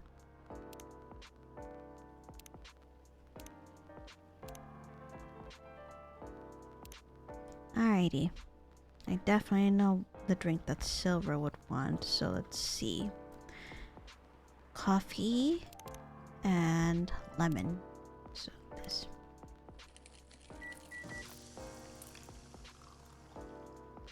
Yep, black lemon coffee. So, oh, I need to give him the... Yep, time to give him that. The immigration agent's card. Alright, go ahead and serve.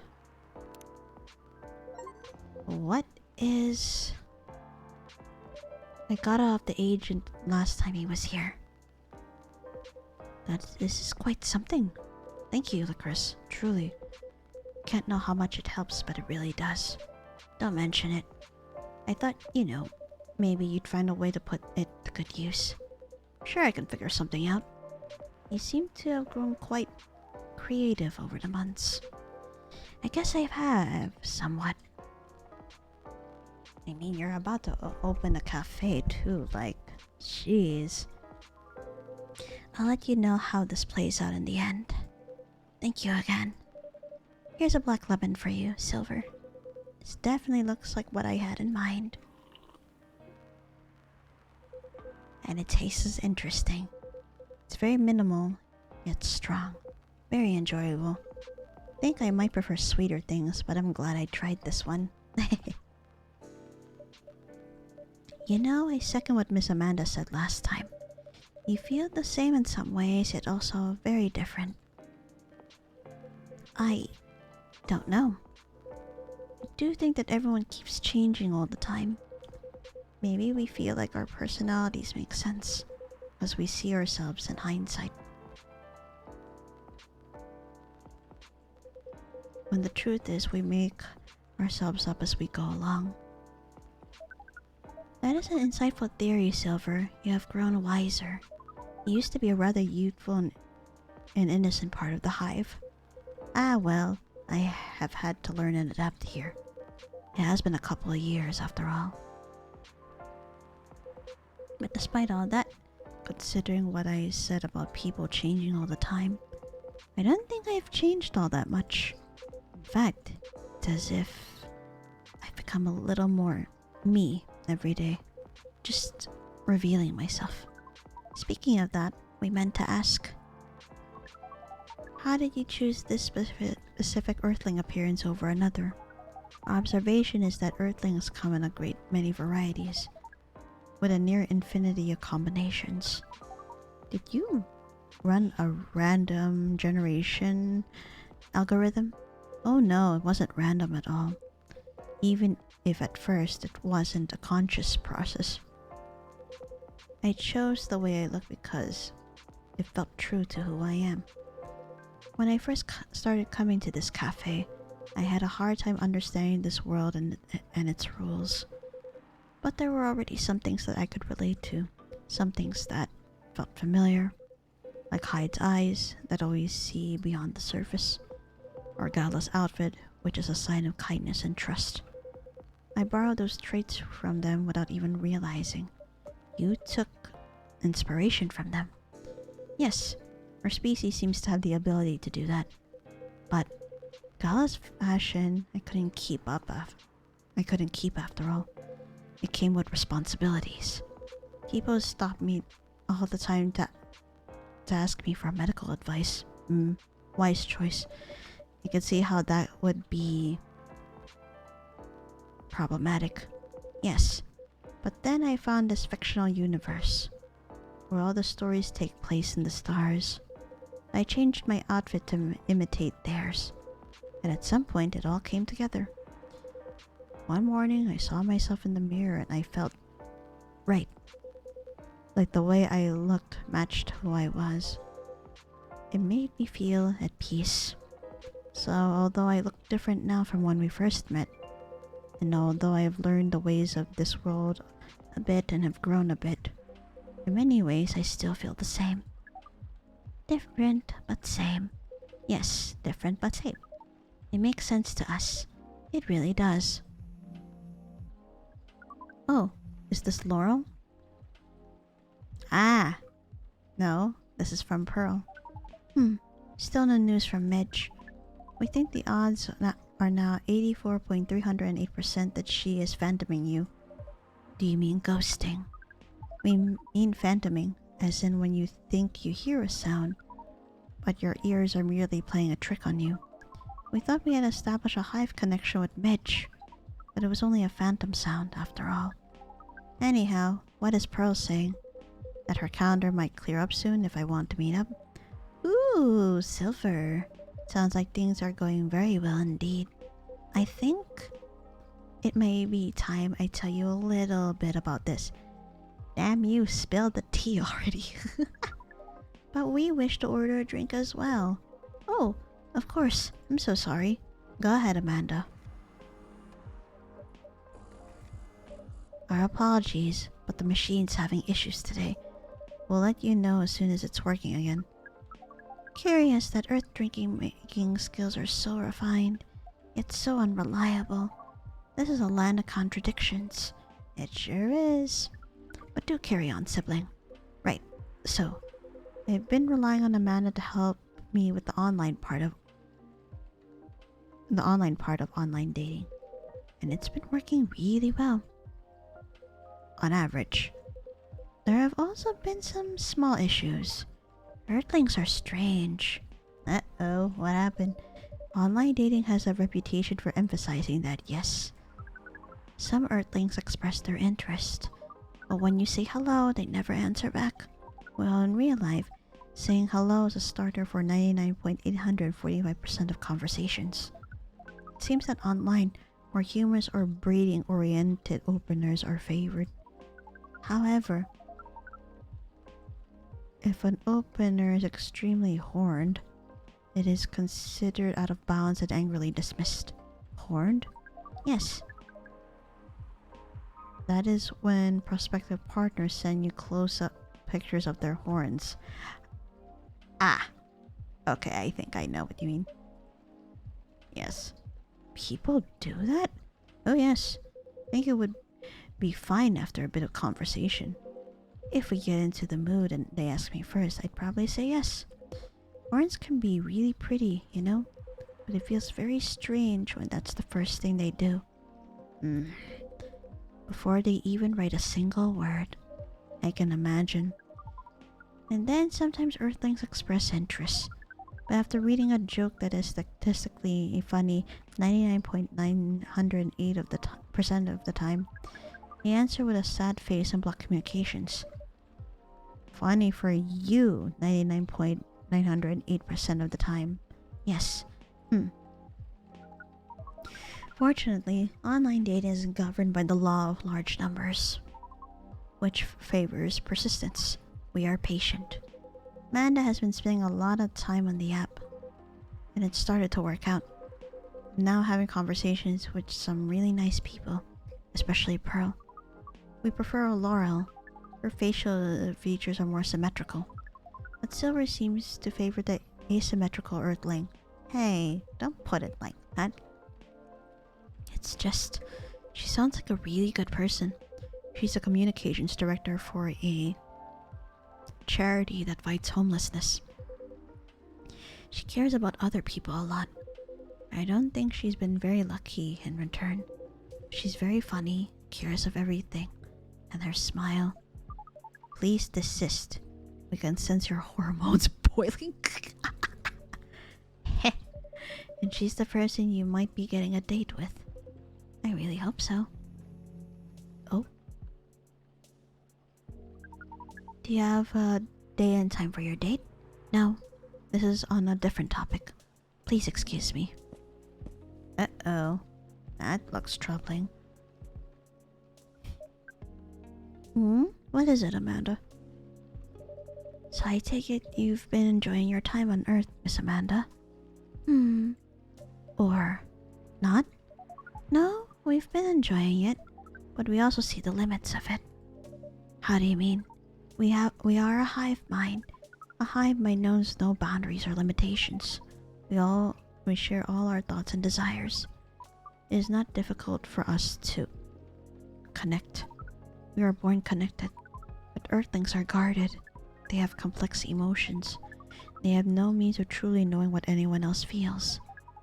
That makes them afraid of judgment and of hurt. It must be very difficult and painful for them to connect deeply. There is so much they must let go of first. We could not live like that.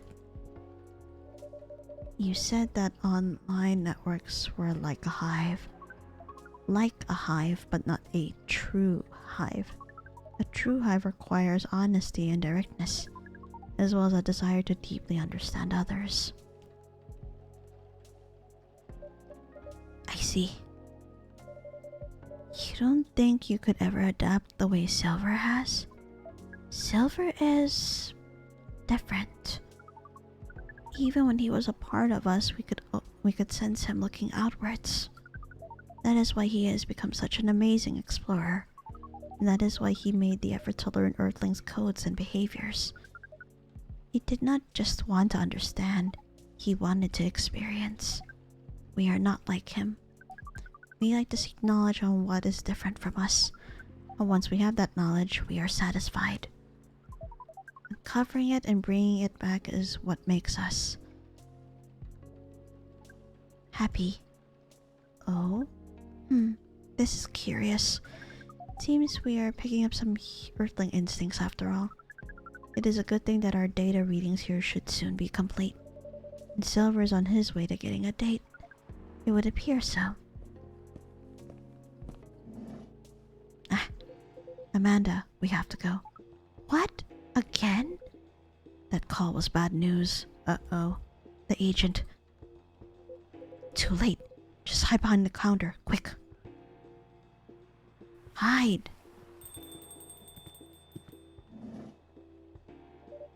This bastard again. Good evening, Mr. Agent.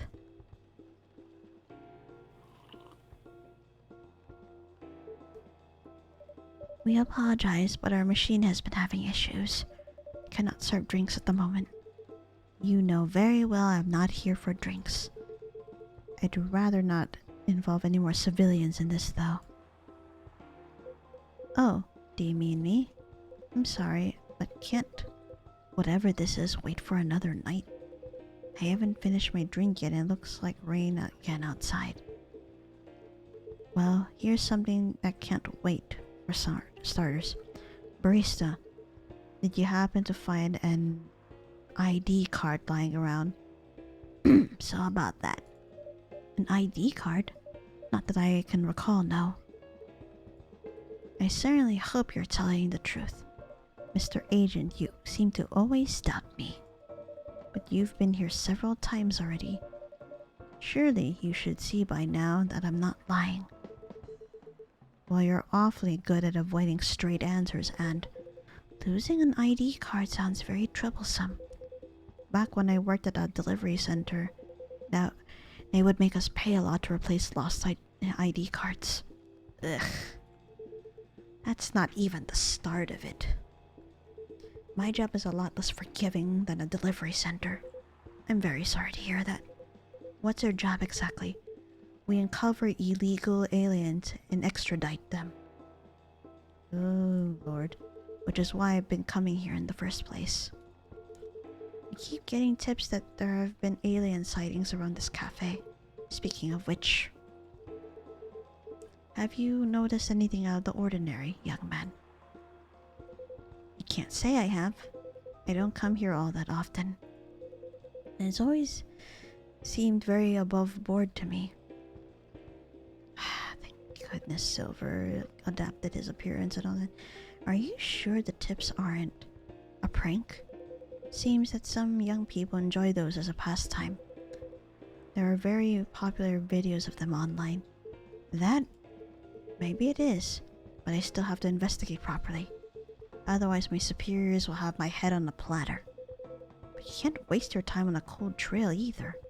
Surely your superiors will see that you've done your best. I doubt that. They're a bit obsessed with the alien situation. Obsessed? Is it really that big an issue? Well, having such unusual elements around disturbs the public peace. Your average Joe has no clue what to make of them, you know? It makes people feel unsettled. That's just racist right there. I see. Although the visible aliens aren't too bad from where I'm standing. At least we can identify and extract them. Aliens who try to pass for Earthlings are a bigger problem. Oh shit. Why so?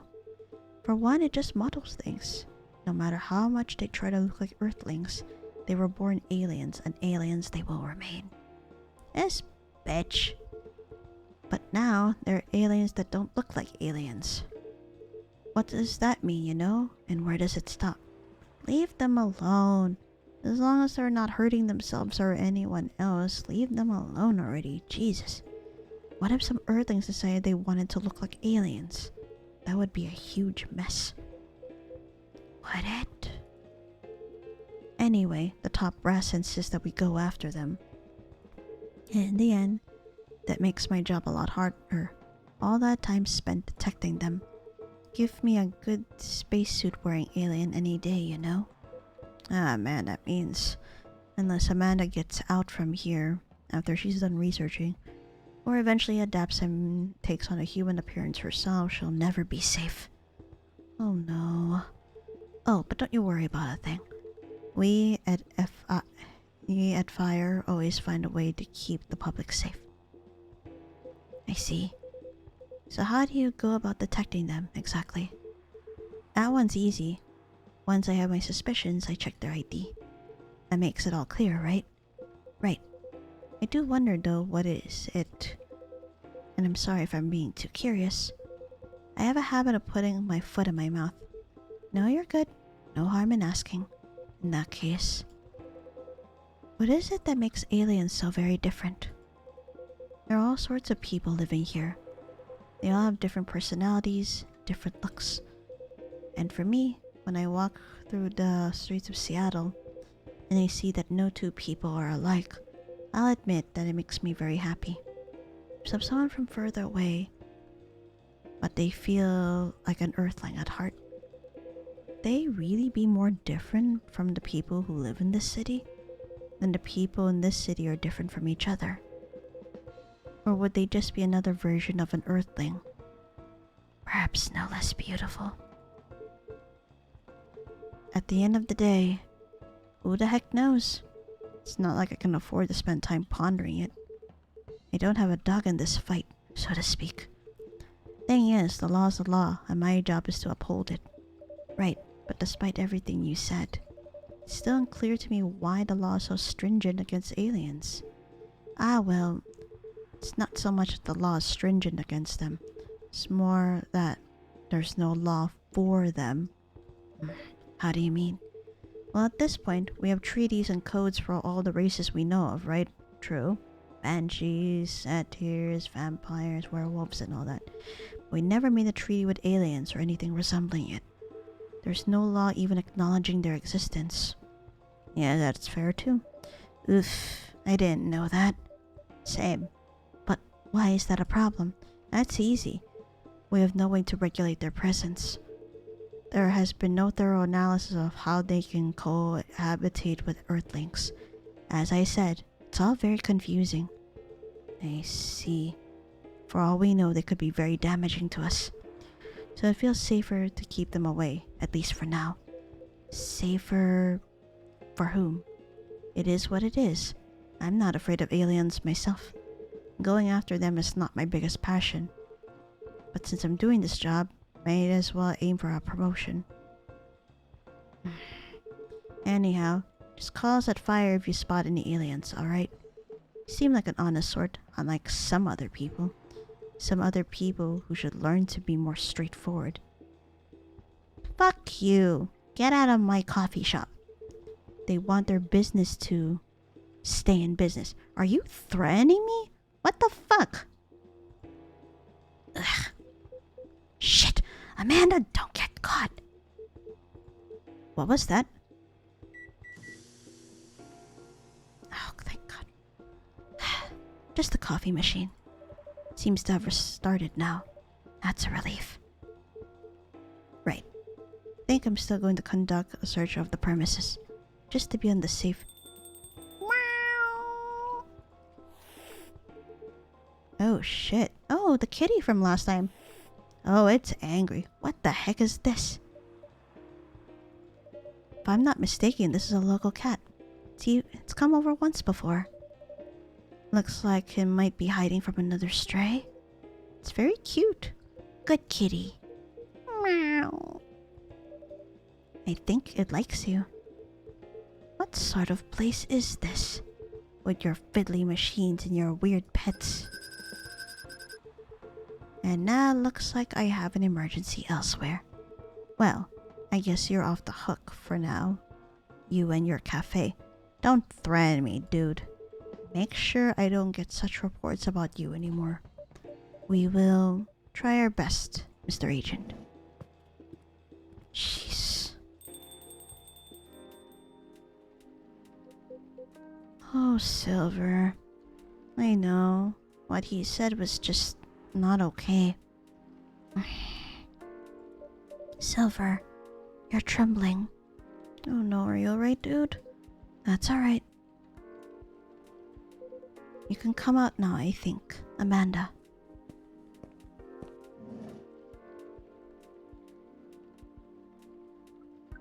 Well, we found this experience 100% distasteful. Actually, it was 40.235% distasteful, 20.834% scary, and 38.931% exciting. Oh my.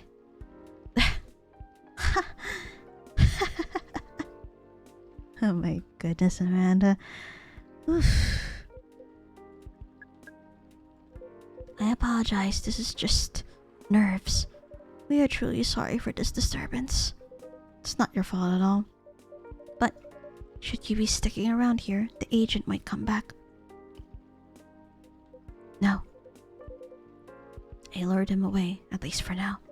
You did? Although it's a good thing the little cat came in when it did.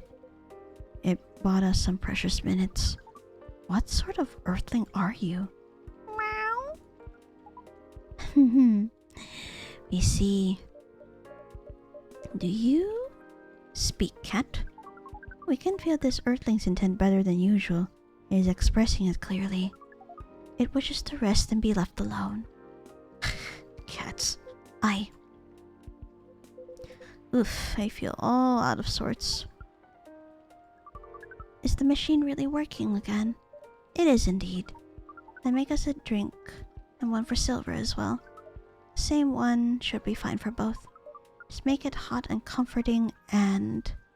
what would you like, sibling? I think I need some sweetness right now. I would really appreciate a hot, very sweet, very comforting drink. Ooh, I know just the thing. It's definitely gonna be chocolate related. Because of course it is. But wait, let's see, Black Lemon. A perfect, if unlikely, combination of sour and bitter. Yes. Alright, so those are what I have unlocked so far, and there's still quite a bit more I see. Alright. Alright, so let's see. It's gonna have to definitely be chocolate. Let me see. Chocolate and 2 parts honey, maybe? Alright, let's see. Yep, Honey chocolate. Alright. Serving. Here you go. Plenty of sweetness in this.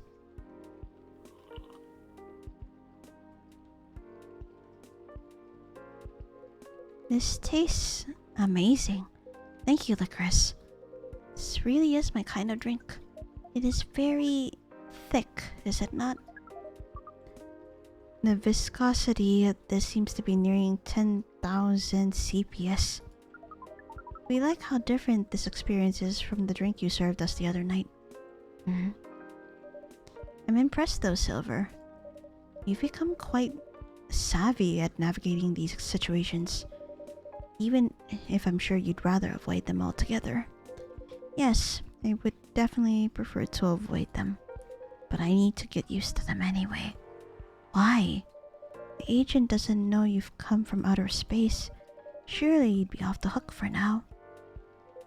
It's more complicated than that. Oh? How come? Licorice, you know the cafe I said I'm opening? Yes? Well, it's not exactly like this cafe. In fact, it's not exactly a cafe at all. Oh? Well, this changes everything. Wonder what it is. The past few months, it's been the basis of operations for our SAVE. SAVE? SAVE. Society for Aliens and Various Extraterrestrials. Ah. I see. They've been gathering there. No wonder the astronaut suits were having like a sale. Okay, I think my hot chocolate has cooled down a little bit now. At least not enough to not like burn my tongue. So let me experience the real life Choco Bee Miracle.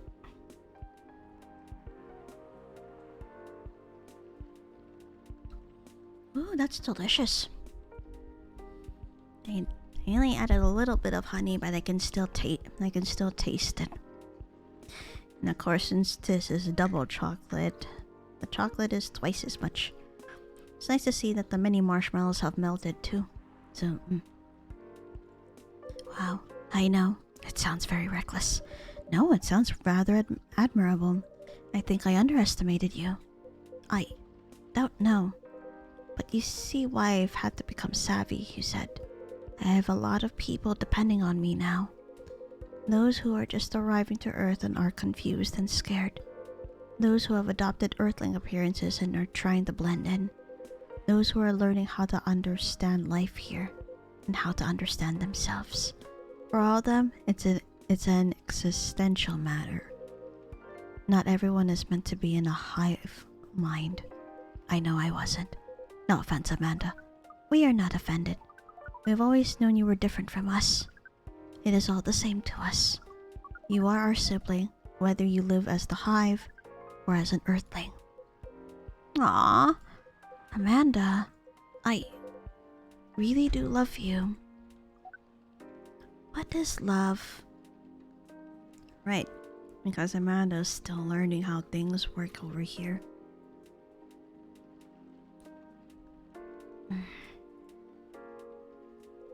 This is not a conversation I think I can have right now. True, because he too is going through the motions himself. So, I'll explain it to you tomorrow, okay? After we both have a rest. We will remind you of it. I know you will. I think I'm getting a little tired now. Is it alright if we go back? Absolutely. Our energy is also 98.429% depleted. Silver, is there anything we can do to help? No, I don't think so. Thank you for offering. Really. You have a different part to play in all this. You've been playing it very well. You're very kind. Ah, yeah.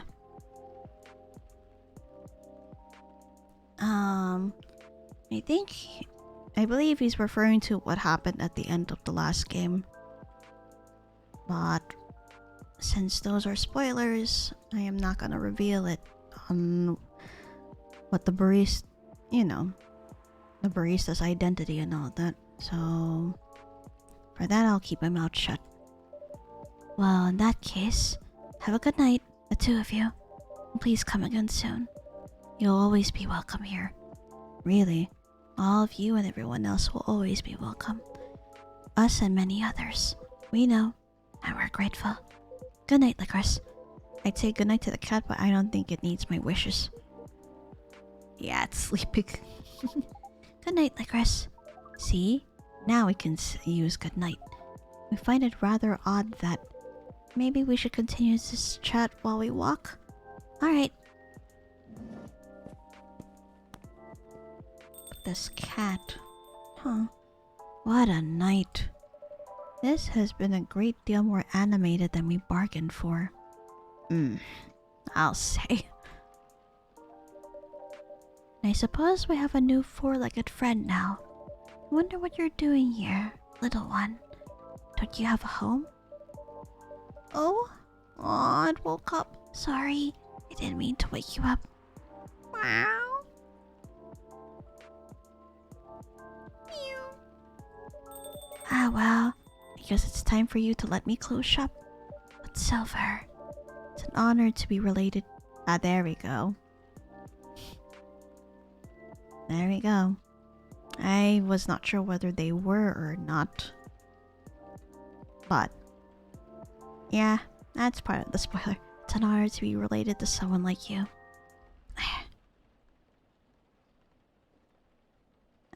Oh, bedchamber again. Hello.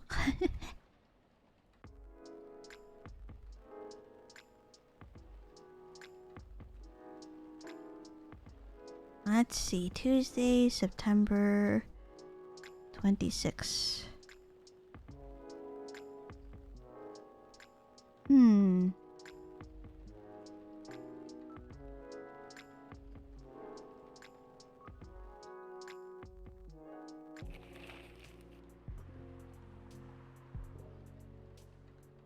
Alrighty. Let's see. Wait, ouch.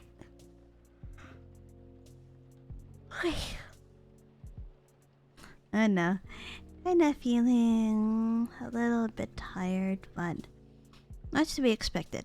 I forgot to tell you guys. I know you saw on my social media that I said I was not feeling well. Well, in actuality, the iron deficiency has come too early. And therefore, I'm kind of feeling a little bit out of sorts. By the end of this happening, of course, anemia is gonna kick in and all of that. So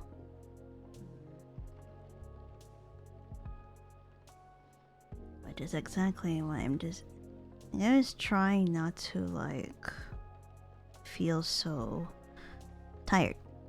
But yeah, I do feel some weakness in my body. And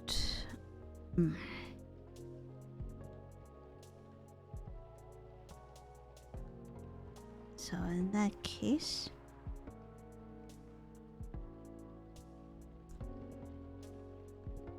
then let's continue just for this day. Okay, so let's see. The evening whispers. Curbing recent security breaches. Government to block data leakers websites. First workaholics treatment. Center to open in 2024. No phone, no laptop, just rest. You know, I kind of wish they built something like that here. Honestly. Beachgoers report silver algae blooming on Alki Beach. Alright, let's go ahead and start the day. But first, save, because I haven't done that. Somehow I feel like it's going to be a long, long night. Or not.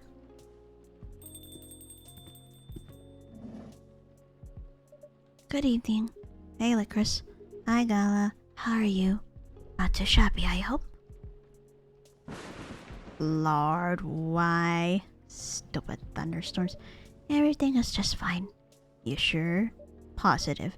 How about you, sir? How's work? My shift is over, so I'm free now. Nice. This reminds me, Mr. Hyde was here just the other day. Ah, that's right. Thanks for giving him the key card, by the way. Good call.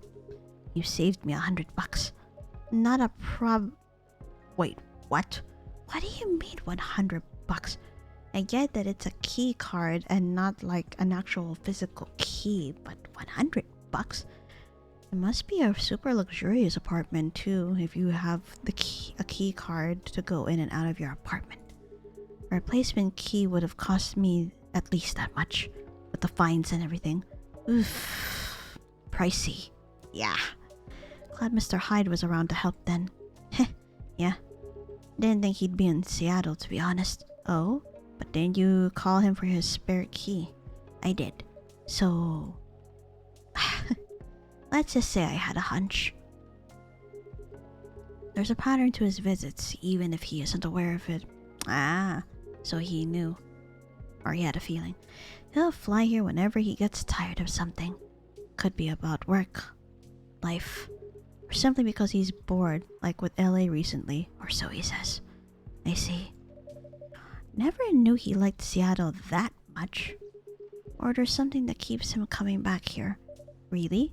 What is it? Take a guess. Ah. Huh. Well, if I have to guess. Maybe you? Me? I mean, the two of you are very close. Yes. And good bonds are hard to come by these days. Huh. I see. Well, he's not someone who's big on attachments. Or so he claims. Is that right? Who knows? Maybe that's changing. Probably is. Because the answer is more or less your coffee shop here. Really? There aren't a lot of places with a good crowd and a warm atmosphere. With an excellent host to boot. And as you just said, good bonds are hard to come by. What's not to like?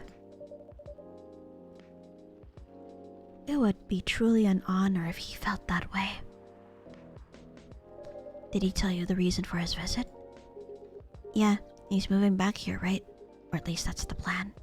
Yes, what a nice surprise. Told me he's got a few things to discuss on that. Well, it's part of why I'm here tonight. Aside from getting a hot drink, that is. On that note, I'm so ready to take your order. Much obliged. So Henry told me about this Indonesian ginger drink. Ooh. It has milk, honey, and a couple of other stuff in it. I think it's called STMJ. I'll have a cup of that. Alright. So let's see. Before that, let's see how everyone's doing on their social media. Riona is still a mystery. Oh, Amanda and Silver are filled in. Let's... all blanks, huh? What about Silver? All blanks as well. I guess they're putting their profiles there as a way to socialize then. Lua, she's a 10 but about to marry a freelancing elf. So she's a 100. Aww. Do you think VR would really take off in the future? I personally can't use it for very long, but maybe that's just me. Oh, it has. Let's see, Aqua. Having an ocean fish as a pet is so hard, especially living in a city such as Seattle. But it feels nice to have someone depend on you, you know? Lucas. Busy all day today. Don't forget to drink water. Still on hiatus though. Rachel. It's all coming together. Can't believe it. It's gonna be so good. Riona. Tonight's delivering cutoff time. 3 p.m. No night shift. Oh wait. Let me also check here. Just in case. Wait, did the chocolate drink I made not register? Or was it milk based? That's tea. Or was it coffee? Shit. Starting to forget. This is the hibiscus and... Oh, these are the milk-related drinks, but I haven't unlocked them at all. Huh. Alrighty. STMJ, huh? So, let's see. Milk, ginger, and honey.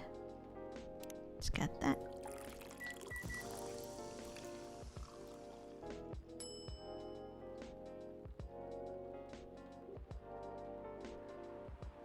There you go. Time to go surf. One nutritious drink from the archipelago coming up. Let's see. Has to be data and then this now. Ah, there you go. It's also an Indonesian drink. Warm booster made of susu milk, telur egg. Oh yeah, right, it has egg in it too. Madu, honey, and jahe, ginger.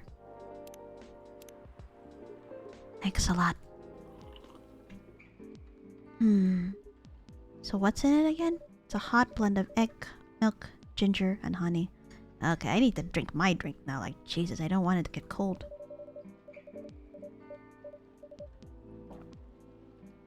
And no wonder it's called STMJ. It's because of the Indonesian words. The drink's name itself is the ingredients. Susu, telur, madu, jahe, milk, egg, honey, and ginger. And sorry for butchering the pronunciations. No wonder it somewhat reminds me of eggnog. Albeit spicier and not as rich. But I can see why Henry likes it. It's a great stamina drink. Probably needs it to keep up with Rachel's work. You're probably right. As long as he remembers to take breaks. If I recall correctly, due to events that transpired in Coffee Talk 1, yeah, Henry got back into the entertainment business and I believe he's Rachel's manager now.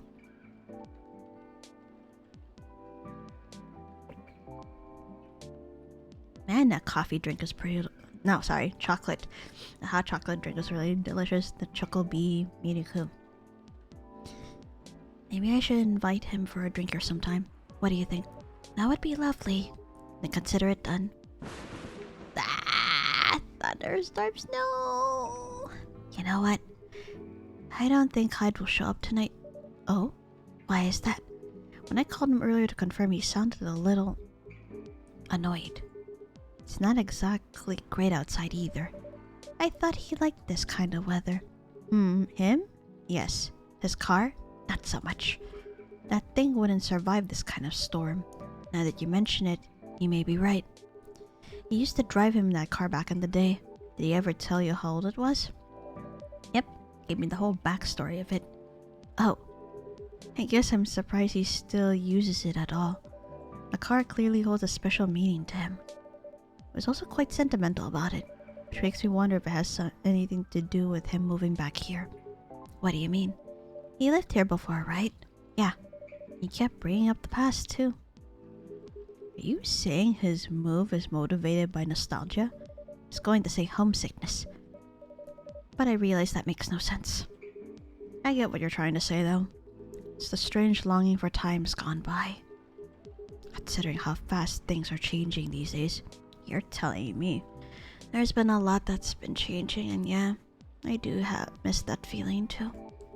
Maybe even too fast. Yeah. Which is ironic, really. What is? Live long enough, you'll realize the only constant in life is change itself. Things like shifting necessities, curveballs the world throws at you, decay. Just stuff we have to deal with indefinitely. Considering our lifespans, you'd think we'd get used to it at some point. But we never do. Never completely, anyway. I suppose the idea of getting used to change is a paradox in and of itself. Heh, that sounds about right. Perhaps nostalgia is like an anchor for dinosaurs like us. It keeps us from losing ourselves to the world's relentless speed. You get used to these after a while, huh? Pretty much. Well, you do, barista me, but I don't. Oh. Who is it? Oh, Riona. Welcome back. Oh, hey there. We meet again. Yes, hello. Hmm? Excuse me for a moment. Got it.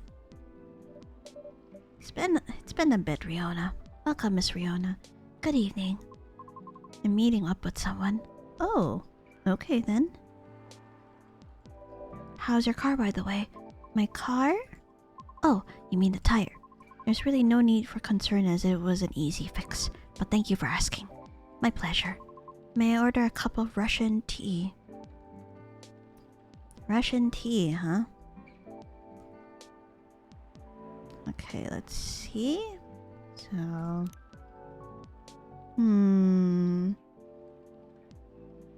Okay, hold on. Lemon and cinnamon, I think.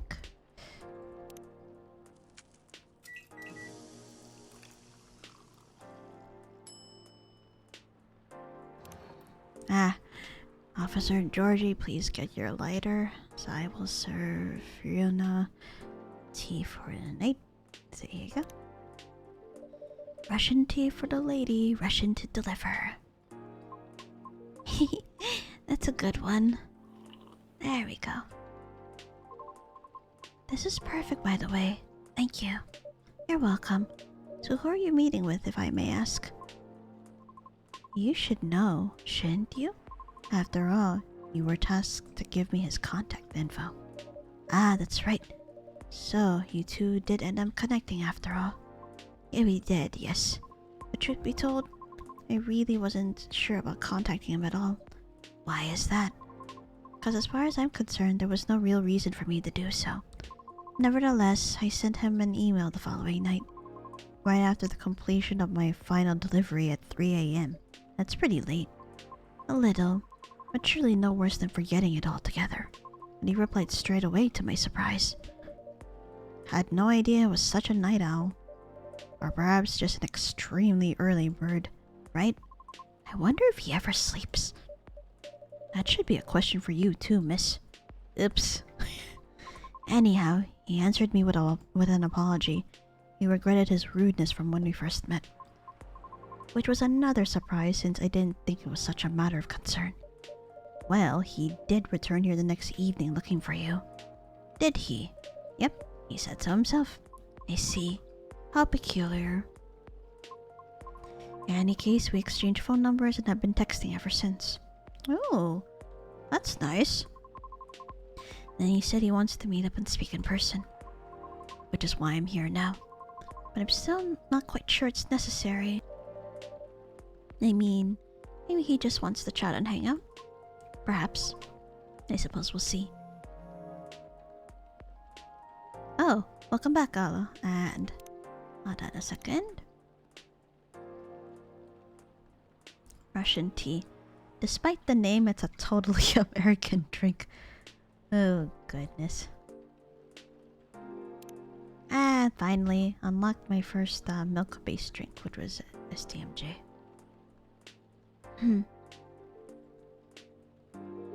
Yeah, Salhide's not coming tonight. Probably for the best, given the circumstances. Is he okay? Yeah, he just wants to take it easy tonight. Understandable. God, this thunder. Shit. My apologies for these surges. Was hoping it'd become more stable as the days go by, but no need to apologize for something out of your control. That's right. You tried everything you could. I know. Thank you for your understanding. How are you doing, miss? Hey there. Did you manage to resolve your issues with children? Yeah, were you able to? Sorry? Oh, I mean the hospital admission problem from the other day. Oh, that. For a minute there, I thought I had a beef with kids that I was unaware of. Sorry for the misunderstanding. No worries, that was funny. It's only been a few days, so not much has changed. How about you? Feeling better? Ah, yes. Well, I apologize for the way I acted a few days ago. We all have our bad days, so don't worry about it. Thank you. Ah, while we're on the topic, I told Officer Georgie what happened to your car. Would you mind pointing out where you believe the incident took place? Sure. It was quite near the police station, actually. at a metered spot just outside the now defunct library. Oh, the vacant building at the Bourne intersection. Yes, that's correct. I see. So it was originally a library. You know the area? I know the property, yeah? It's been abandoned for a long time now. But it's a heritage building, so I often wonder why nothing's being done with it. Since it's located in a very populated, culture-centric neighborhood. So it has a history too, then. That's true. There's even an art college nearby, right? Then again, I've always found the street a bit odd. Odd? How? It's just barren, especially if you consider the area. And the weird thing is, I feel like it wasn't always that way. Feel? Don't you mean remember? Nope, exactly what I said. It's a feeling, not a clear memory. Strange, isn't it? That is odd. Well, there used to be a flea market there a long time ago. Perhaps that is what you were recalling? A flea market, huh? Last time I drove there, I remember seeing nothing but concrete. Oh wait, there was a single dead tree surrounded by strange trinkets. Eh? Huh.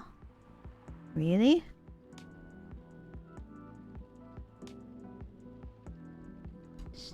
That's pretty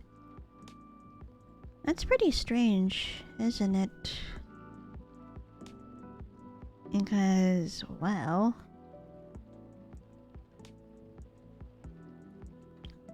trinkets?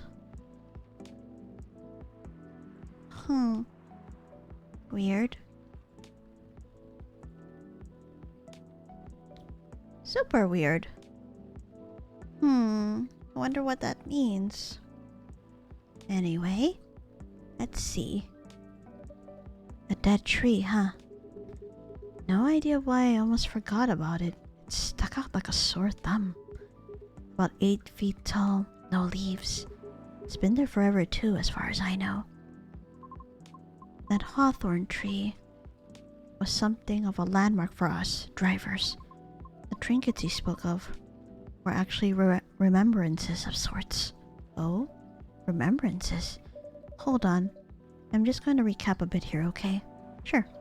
Your car was vandalized near a metered parking spot in front of an abandoned library on a seemingly deserted street within a busy area that has a large dead tree surrounded by remembrances for some reason. Sounds about right, except the tree is no longer there. Oh? Huh. Are you serious, Pops? Why wouldn't I be? That is crazy. Ah! And it seems like Georgie and Lucas are here. Good evening, gentlemen. Hey, everyone. Oh boy. Thought it'd be early, but you're already here, lady. Hello. Lycoris, for the love of all things holy, tell me my lighter is here. Well, you're in luck because it is. Hot damn, thank goodness. Uh-oh. Sounds like another day of bad luck for Officer Georgie. Would you like me to get it for you now? Nah, it's fine. I'm just glad to know it's here. Just bring it with my drink later. Sure. Let me know when you're ready to order. Cheers. Well. What's up, y'all? What's new? Evening, officer. We're just talking about the spot where Miss Riona's car may have been vandalized. Oh? They got your car too, lady? Yes, but it's not a big issue. Still, sorry you had to experience that. Where did you park your car, miss? I can send you the coordinates if you'd like. That'd be real swell. Got it.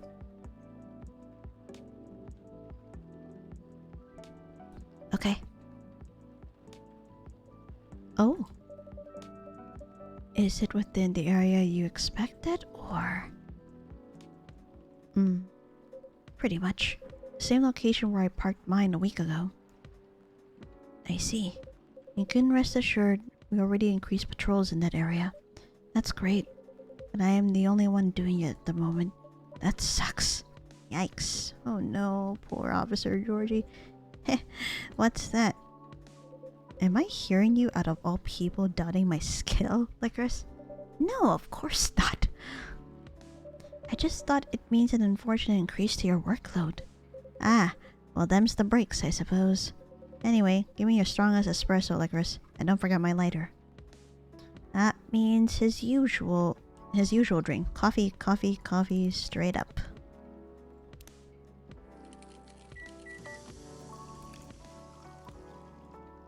Yep, espresso, and I'm giving back your lighter.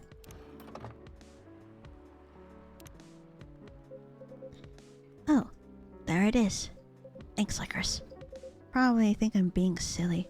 But what can I say? It's my lucky charm. Yeah. It's borderline superstitious, I know. Don't you have anything of the sort? Well, I have good reasons to be superstitious. Whenever I don't have this with me, things happen. Right. Alright, here comes the strongest espresso in the house. Cheers. Ah, perfect as always. Are you ready to order? Might as well. I'd like something desserty. Because it's my cheat day. Oh, you're dieting too, huh? Alrighty. Sure thing. Any specifics in mind? Well, I saw this video of a Spanish hot cocoa drink yesterday. Ooh, Spanish style hot chocolate. Oh, like Mexican style and such. Let me have... That means we're gonna go make the Spanish Sahara, which was also in the first game. It was so thick I thought it was chocolate sauce. The name also reminded me of a song. For some reason I can't remember the title right now. You know, that sounds oddly familiar. For real? Then I'll have the thick cocoa. It's got milk and a little hot, spicy kick to it. Alright, that means it would have to be... if I recall, chocolate, milk, and ginger.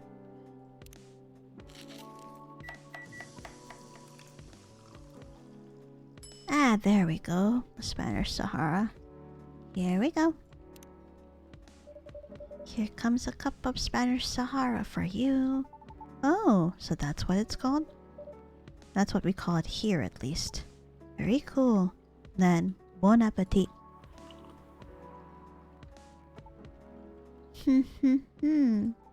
I think this is it. Very tasty. Thanks, Lycoris. You're so welcome. So, Pups, just earlier you were telling me about your creepy patrolling experience, right? Was it in the same location where that lady's car was? Creepy patrolling experience? Well, I don't know if I should even talk about it, because it might... Maybe it's just a tad too spooky, even for me.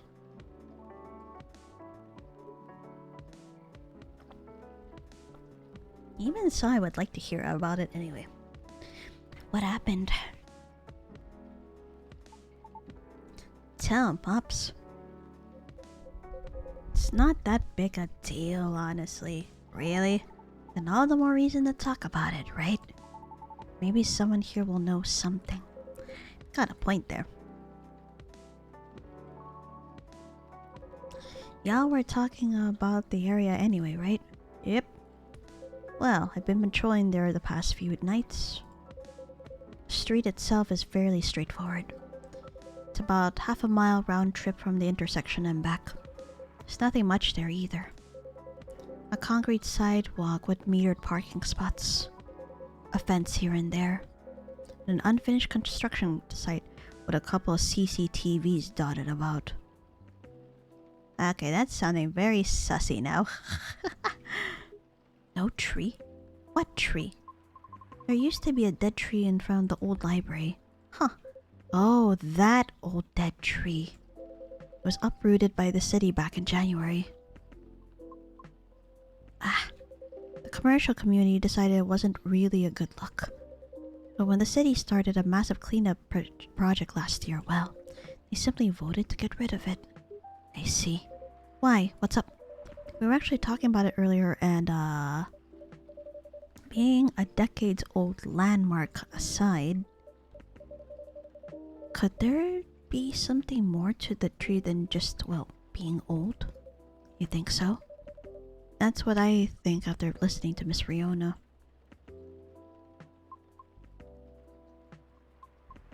Are you expecting something from me, Lycoris?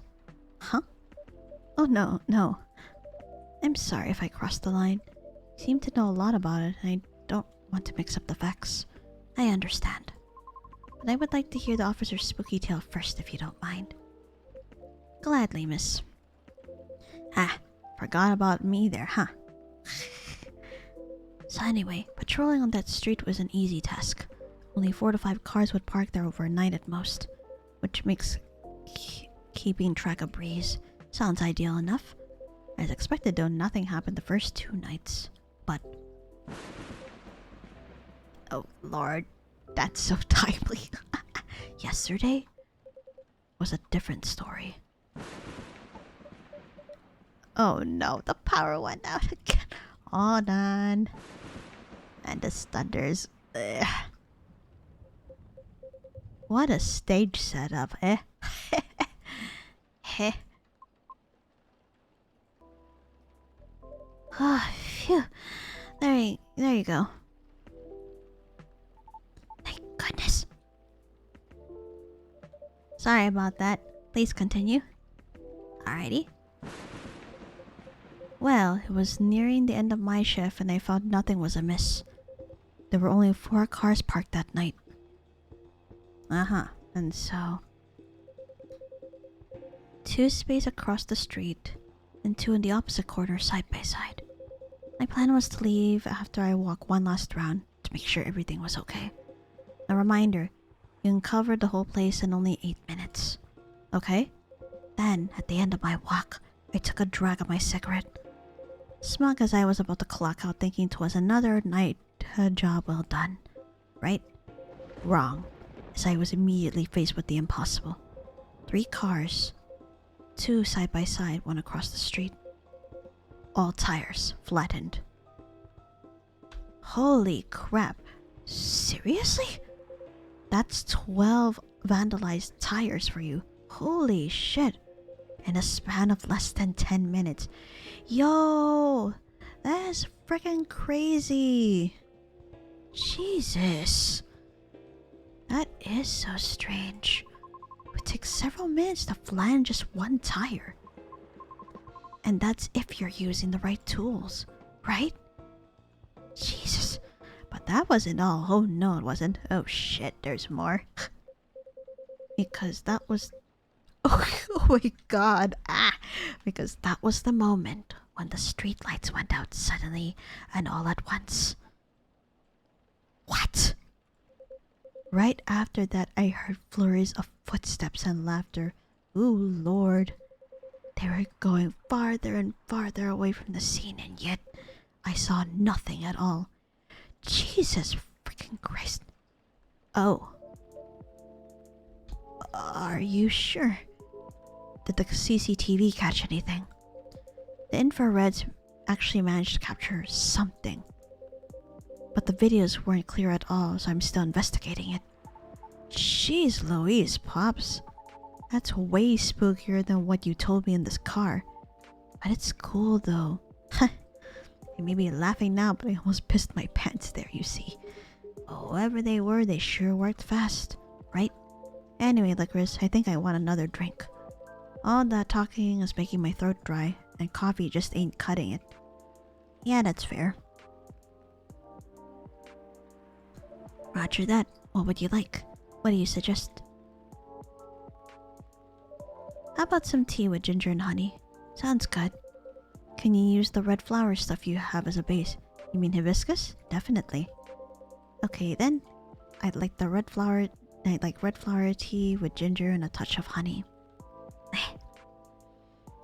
Alrighty. Let me go ahead and do that. So we're gonna have to put it in. Alright, in that particular order: hibiscus, ginger, and honey.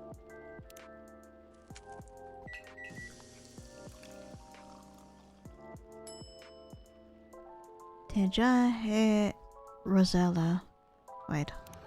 Alright, nothing's in the drawer, so okay. Wanted to make sure that. One piping hot Tejahe Rosella for you. Done. Let's see. Kinda wanted to look at stuff more, so ooh. Steeped with roasted ginger with a touch of honey. Perfect for rainy evenings. Oh? What does that mean? Jahe means ginger. Te means tea. And Rosella is Roselle, another name for hibiscus. Ah, so it's an Indonesian drink as well. I see. A legit herbal drink. Spicy but perfect for the weather. Good call, Lycoris. I'm happy to please. In that case, let me join you in your patrol, Pops. Cause I'm not scared of ghosts. Real beings scare me more. Wait a second, kid. What do you mean by ghost, eh? Jumping the gun a little there, ain't ya? Hehe. I don't know, Pops. Maybe it's even something crazier than that. This is a really serious problem, kid. Don't joke around like that. Sorry. Interesting. You know something? No, not me. But she might. Right. The tree, wasn't it? Oh yeah. What about it, miss? It's your turn to finish your thought. I'm not sure if it can be of any use at all, but... Officer, are you aware of the story behind that tree? Huh? I recall what you said earlier. People often leave remembrances around it. What do you mean by that, miss? Well, it's because someone passed away there. What? Allow me to explain. I mentioned there was once a flea market on that street, correct? Right. They called it the Fairy Market.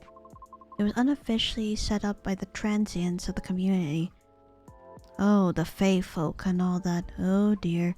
Transients being the government's term for unregistered citizens, including all the other uncategorizable beings at the time. Fairies were a part of that. Oh no, you mess with the Fae, you get fucked. Never mess with the Fae or other creatures. Huh. I remember learning about it. After the war, the government made its first official attempt to sort things out. Organizing equitable classifications was thought as one of the first steps towards civil peace. But it was oversimplified, insufficient, and not speedy enough. Was all that before the Vindication Act? Way before that. Many who couldn't register were basically at administrative limbo. Oh no. What? That's as good as like not existing at all. Really, that's horrible. It is. It was the main reason why the fairy market was created in the first place. To ensure transients survival throughout the changing times. In more ways than one. The market had no real schedule, therefore. The start of Fairy Week would be marked by flowers strewn along the intersection. Just so people would notice and come take a look. Sounds kinda too low-key, no? Because it was illegal, silly. Oh. And that was exactly the problem. The market ran day and night, its format unchanging. At the same time, the economy was slowly reshaping the landscape. People started to spend more, becoming reckless, while the laws were still shaky at best. Then a tragic incident occurred one night. A drunk driver was speeding and went off course, striking a vendor there. The only evidence left of the crime was that tree, standing where there was no tree before. Oh shit. Uh-oh. Did we essentially... The people here essentially remove some sort of, you know, landmark for the grave. Huh. Then it could really be ghosts. Oh god, that's not what I wanted to look for, but... Ugh. Wait a second, what? Why did I never hear about it? How long ago was this? The accident occurred in 1959, but the market itself was forcefully disbanded in 1961. Happened before I was born, huh? Yeah, I remember everything now. Yeah, Gala and Hyde were around even at this time. They're both centuries old. It was actually quite an infamous case, wasn't it? But due to the nature of the beings involved, most people couldn't help but, well, forget. Huh? We're talking about the late 50s to early 60s here. Post-war media was still quite scarce. True. Technology was still evolving and all that too. And I remember the drunk driver was also the son of a very wealthy individual. Oh shit. Oh, correct. But that wasn't exactly the part that made the case so infamous. It was due to the fact that no body was ever found at the crash site, as well as the vendor being a transient with no legal ID or paper trail. As a result, the court had no choice but to dismiss the case. Shit, man. But there was a body, wasn't it? Just not one people might expect. You mean the tree? Yeah, I was gonna think it was some sort of landmark for the grave or the tree itself. We are talking about fairy folk too, so... Oh my... Right. When semi-spiritual beings like us pass on from the physical world, some may leave specific landmarkers behind. Not all can do that though. Yes, every species is different. Us banshees don't do that. You don't? No, we simply disappear. So if I'm getting this right, the tree couldn't be used as evidence because it wasn't classified as remains yet. The witnesses were in the same boat, no paper trail. So the driver's lawyer took advantage of those loopholes. And that's messed up. Beyond messed up, Pops. Whoa, I'm boiling. I'll take a further look into this more, miss. But I have a question for you. Yes? You think the vandalism has anything to do with the tree removal? Yeah, that's what I was thinking too. Like I said, don't fuck with the Fae. And I'm guessing the Fae are acting out like this as a result of the tree removal. I don't know. I suppose it might depend on when the acts of vandalism began. Yeah, that makes sense. Whoop. I better get going then. It's almost time for my shift. Okay, officer. Break a leg, Pops. I'd rather not. Stay safe. Yeah, dude. Stay safe. Will do. I'll keep y'all posted. Alrighty. I better go as well. Got an early shift tomorrow. There's one thing I want to confirm though, if you don't mind, miss. Yes? It's about the fairies passing and how everyone ends up forgetting about them afterwards. I really thought that was just a myth. I guess not, unfortunately. That is why there used to be memorabilia around that tree. They were efforts by those who remembered to preserve the memory. But it wasn't enough, was it? Else we'd still have that tree. Really makes me question my memory. Are there any people I might have forgotten? Were there events I missed? It is quite scary to think about. For beings like us, being forgotten is inevitable. So, no need to feel bad about it. Is that so? Oh, I didn't catch your name by the way. I'm Gala. Oh, I'm Lucas. Nice to meet you, sir. Well then, nice meeting you. Good luck with your future auditions, Miss Riona. Thank you. See you around. Bye, Lycoris. Take care. You okay? It's getting real late. I still want to talk, but if you're tired, let me know. Have you eaten? Do you want something to eat? We don't sell food here. You don't? No wonder your place is always empty. Well, just kidding, Lycoris. Don't hate me, please. I'm gonna bunk you for such jokes. Well, do you want another drink, maybe? I wouldn't mind one. Nice. What do you feel like having? Something without milk, with a fresh feeling and some brightness to it. I'm also quite partial to the blue pea tea. Oh, whoa. Okay, I'll order something for you. May I? Sure. Lycoris, could you try this mix? I saw this pretty drink in a video and it looked perfect for Our Lady. Yep, what is it? It has blue pea as a base, a lot of mint, and a splash of lemon. Ooh, means the tea will turn purple because of that. Okay.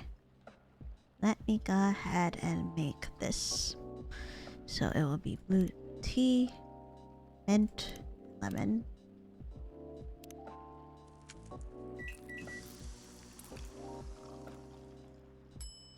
Ah, Galaxy Mint.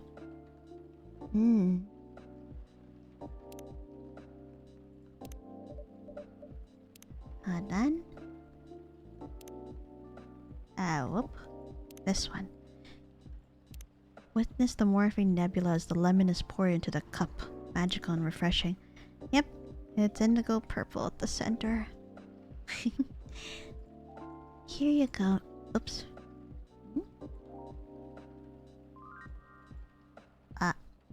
Hold on. There you go. Here you go, miss. From the man sitting right beside you. Yeah. It looks very nice. It looks nice. Very pretty.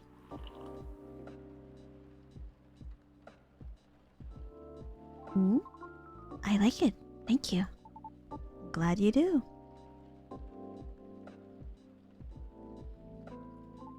And wow, Lycoris, it looks exactly like what I envisioned. You're a G. I'm happy you both enjoyed it. But man, that whole case earlier though, it was a lot to take in. Also, about the whole forgetting thing, that really gave me chills. Why? Ugh. Don't you feel scared of just disappearing in the end? 'Cause I do.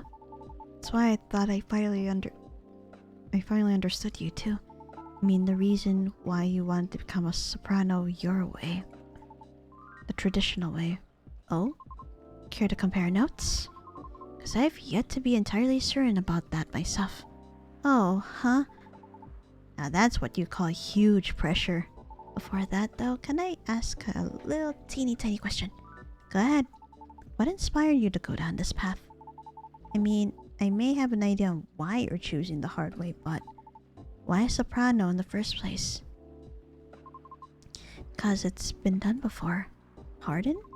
Because there was already a banshee who did it before. Oh, so I know it's not impossible. Whoa, for real? Her part was that of a sorbet aria, and she was not very well known. What is a sorbet aria? Oh, I mean she was a secondary character.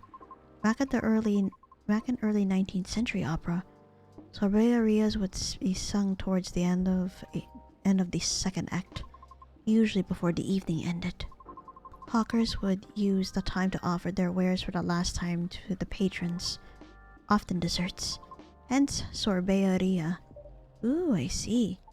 Like background singing at the end of a show or something? Yes. Things are different nowadays because people are expected to listen to the end. The first time I heard her voice was on an old recording of a comedy opera. I was still very young back then. She was playing a confused maid role at the very end of the opera, wondering why and how people could act so crazy when in love. But despite her confusion, she thought she wasn't so old she couldn't find out the reason herself. It was a funny epilogue to the opera, but hearing a banshee sing such a playful and light-hearted piece, it was truly an eye-opener for me. Oh man, I bet it was. Sadly, I couldn't find any of her other works. It always stuck with me nonetheless. So I left my commune and started trying on my own. It's really cool and brave of you to do so. I agree. I have never talked about this before. It's a bit embarrassing.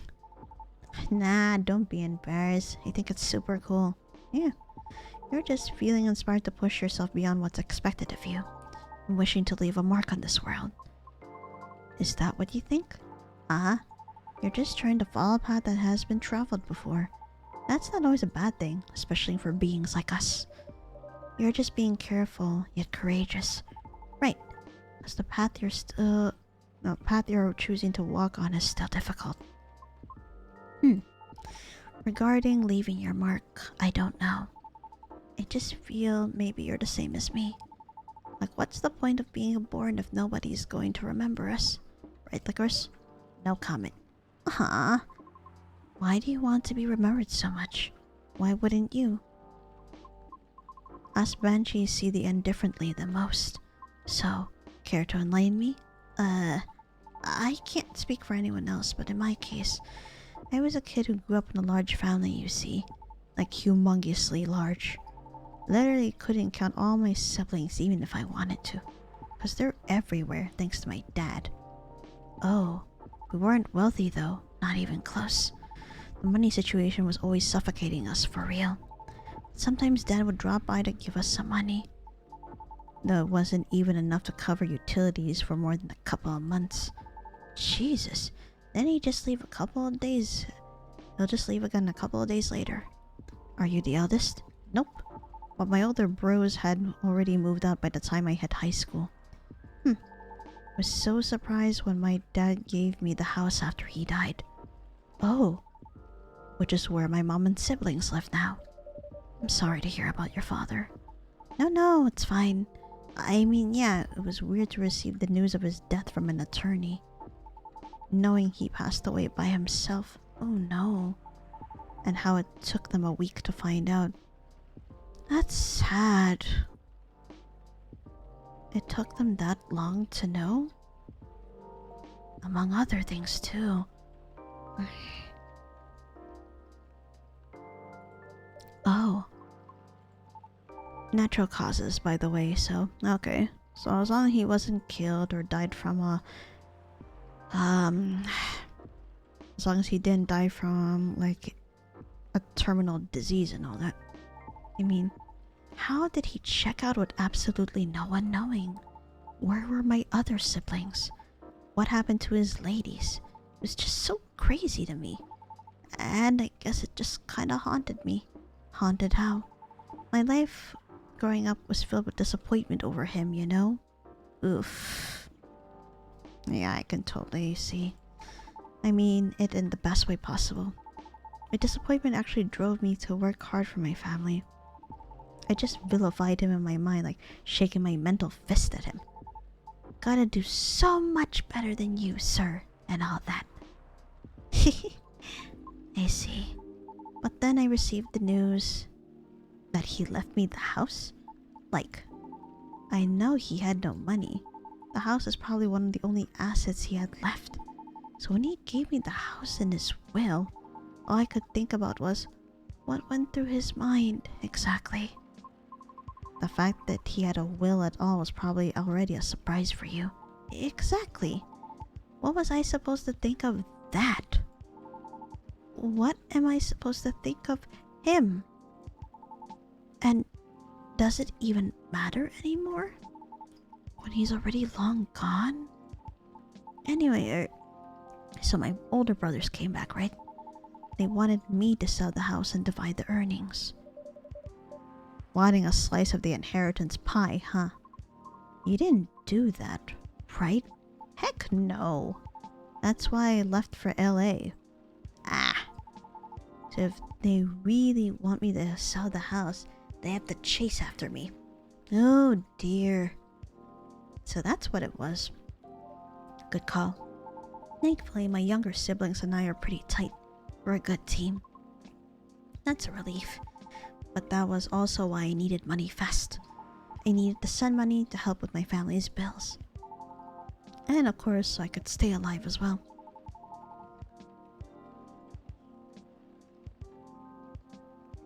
That was why I ended up having to join the production house. The production house? Yeah, it was like a bunch of content creators getting together to make videos every day. I was young and naive too, you know.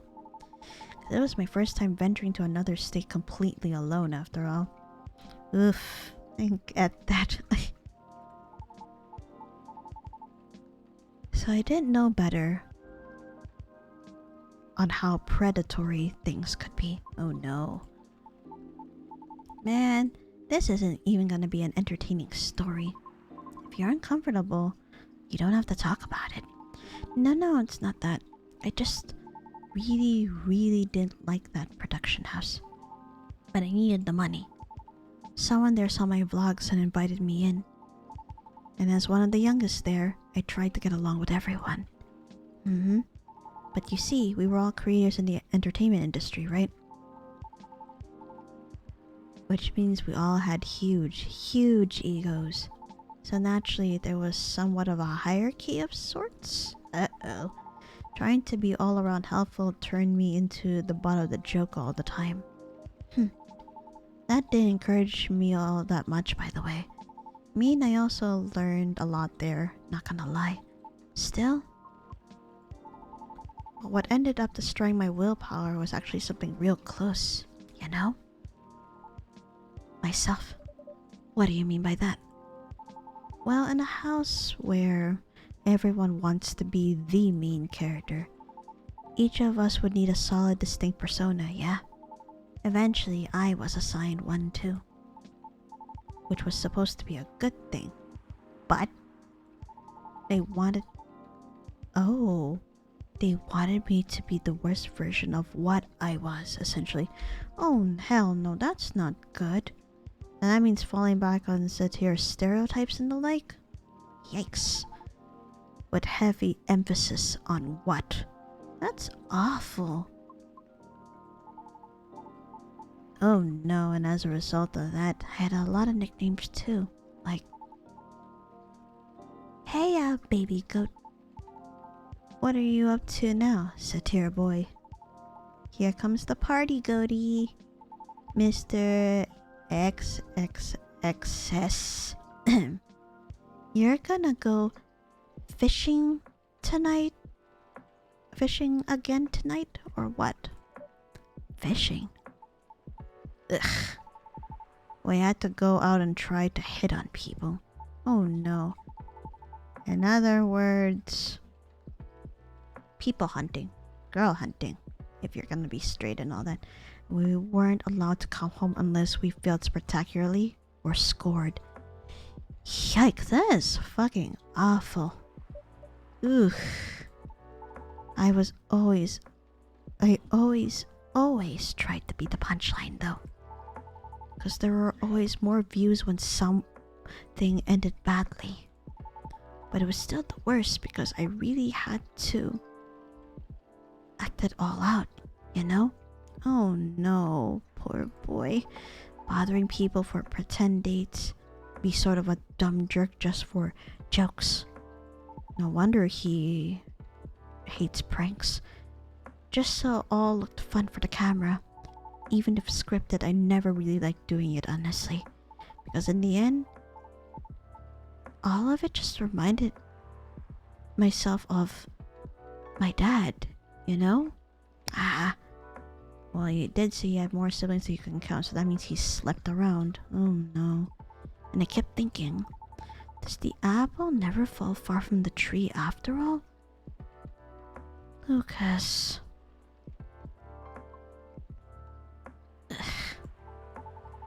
So yeah, the whole thing was just really the whole thing just really sucked. You had it difficult. Yeah? Well, long story short, being tokenized sucked. The end. Yes, tokenizing / stereotyped. Oof. No disagreement there. Sorry, I swear that wasn't what I wanted to talk to you about. It's fine. I actually learned a lot this evening. I just don't want to take up any more of your time. So, can I just ask you a direct question? Sure. Great. Would you be interested in guest starring on my new show? Ah? I realized I was being dumb on the day we first met. Kinda forced my thoughts on you was just being a general smartass. I undermined your straightforward efforts because I was jealous of your solid resolve. Since everything I did was everything but you succeeded eventually, didn't you? And you worked hard for it. Yet I almost ended up losing sight of why I'd been doing all this in the first place. I went with the flow, made excuses a lot, all to justify the gain, but to what end? That's why I've been trying to put together a talent showcase for those who need extra exposure.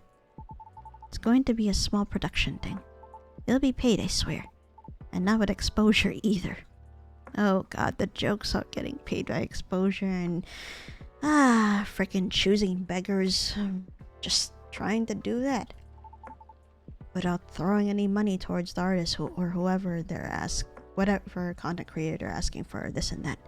There won't be much at first, because I don't have that much money ready to use at the moment, so... wait. This is a bit sudden, don't you think? No pressure, though. How does the show work? Well, I'm not 100% sure of the shape of it yet. But ideally, you'll have like an interview at first, and then I'll record your singing. I'll bring all the gear. We'll also be doing all the editing and stuff. It's gonna take a bit of time since I still have my main show to do. But I did start my vlogging journey on my own too. So I can bet you the result will still be quality. Your show will tank if I'm the first guest, you realize that, right? If it does, then it doesn't deserve to exist. I don't care about haters, but you do. That's why I won't push you.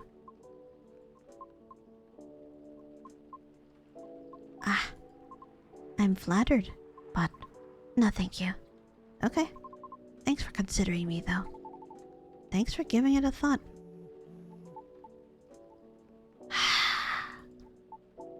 Looks like I have to go. Okay? It's nothing to do with what you said, okay? Just bad timing. Yes, I get it. Cool. But hope we can meet again like this. If you want to. Maybe? I'll take it. Thanks for your time too, Lycoris. Digs through the floorboards using a giant dismembered crab claw.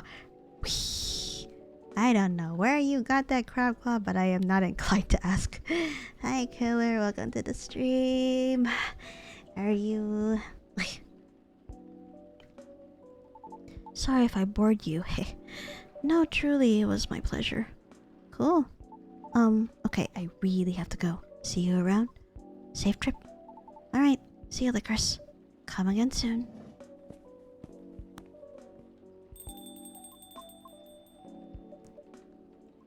I think tonight was the most I have talked in the past 2 years. I'm quite glad to hear that. Thank you, Lycoris. For what? For being such a good host. I know I'm not the easiest being to get along with. It's always a pleasure to have you and everyone around.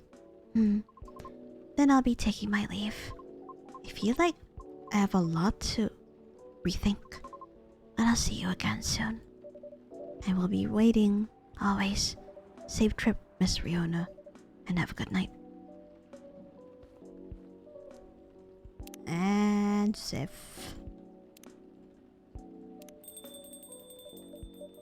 Shush. I think I'm done for the night. In all honesty. Same. Been feeling kinda out of it today. I hope everything will work out for everyone. That, and I also wish for that too. What drink will appear? The cinnamon latte. A cinnamon-infused cafe latte that uplifts you with its warmly spiced aroma. Alrighty, good stream. Even though I caught like the last minute said, "You're good. Mm, you're good." Unless you're not ending it yet. Well, the reason why is because I had to delay this. Like originally, I would come at my usual time, right? But today I was just feeling. Yeah, I was feeling unwell today. So therefore, I was like, okay, I'm gonna delay stream for a bit until I figure out how I'm feeling. And sure enough, here I am streaming, albeit at a later time than I would usually go about it. Although this is okay because it's Friday today, so there's also that. Alright, I think, yeah, I'm gonna go ahead and end it here. One moment.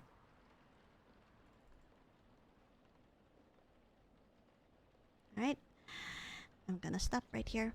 So I'm gonna go ahead and go into debriefing in 3, 2, 1. Alright, I am just done for the night. Thank you all for tuning into my stream today. Next week should still keep schedule unless I say otherwise. And yeah, so it's gonna be like a Monday, Wednesday, Friday sked and all that. Rest well, Lyco. Thank you. And then, unless I'm not feeling too particularly tired, let me see if I can find someone to raid. Otherwise, I'm just gonna. Actually, no. I've been finding myself yawning. I've been finding myself yawning quite a bit today. So I think maybe just for today, I'm not gonna go raid. I think I actually want to go ahead and sleep. So yeah, thank you all again for tuning in, and I'm gonna go ahead and call it a night here. Bye bye.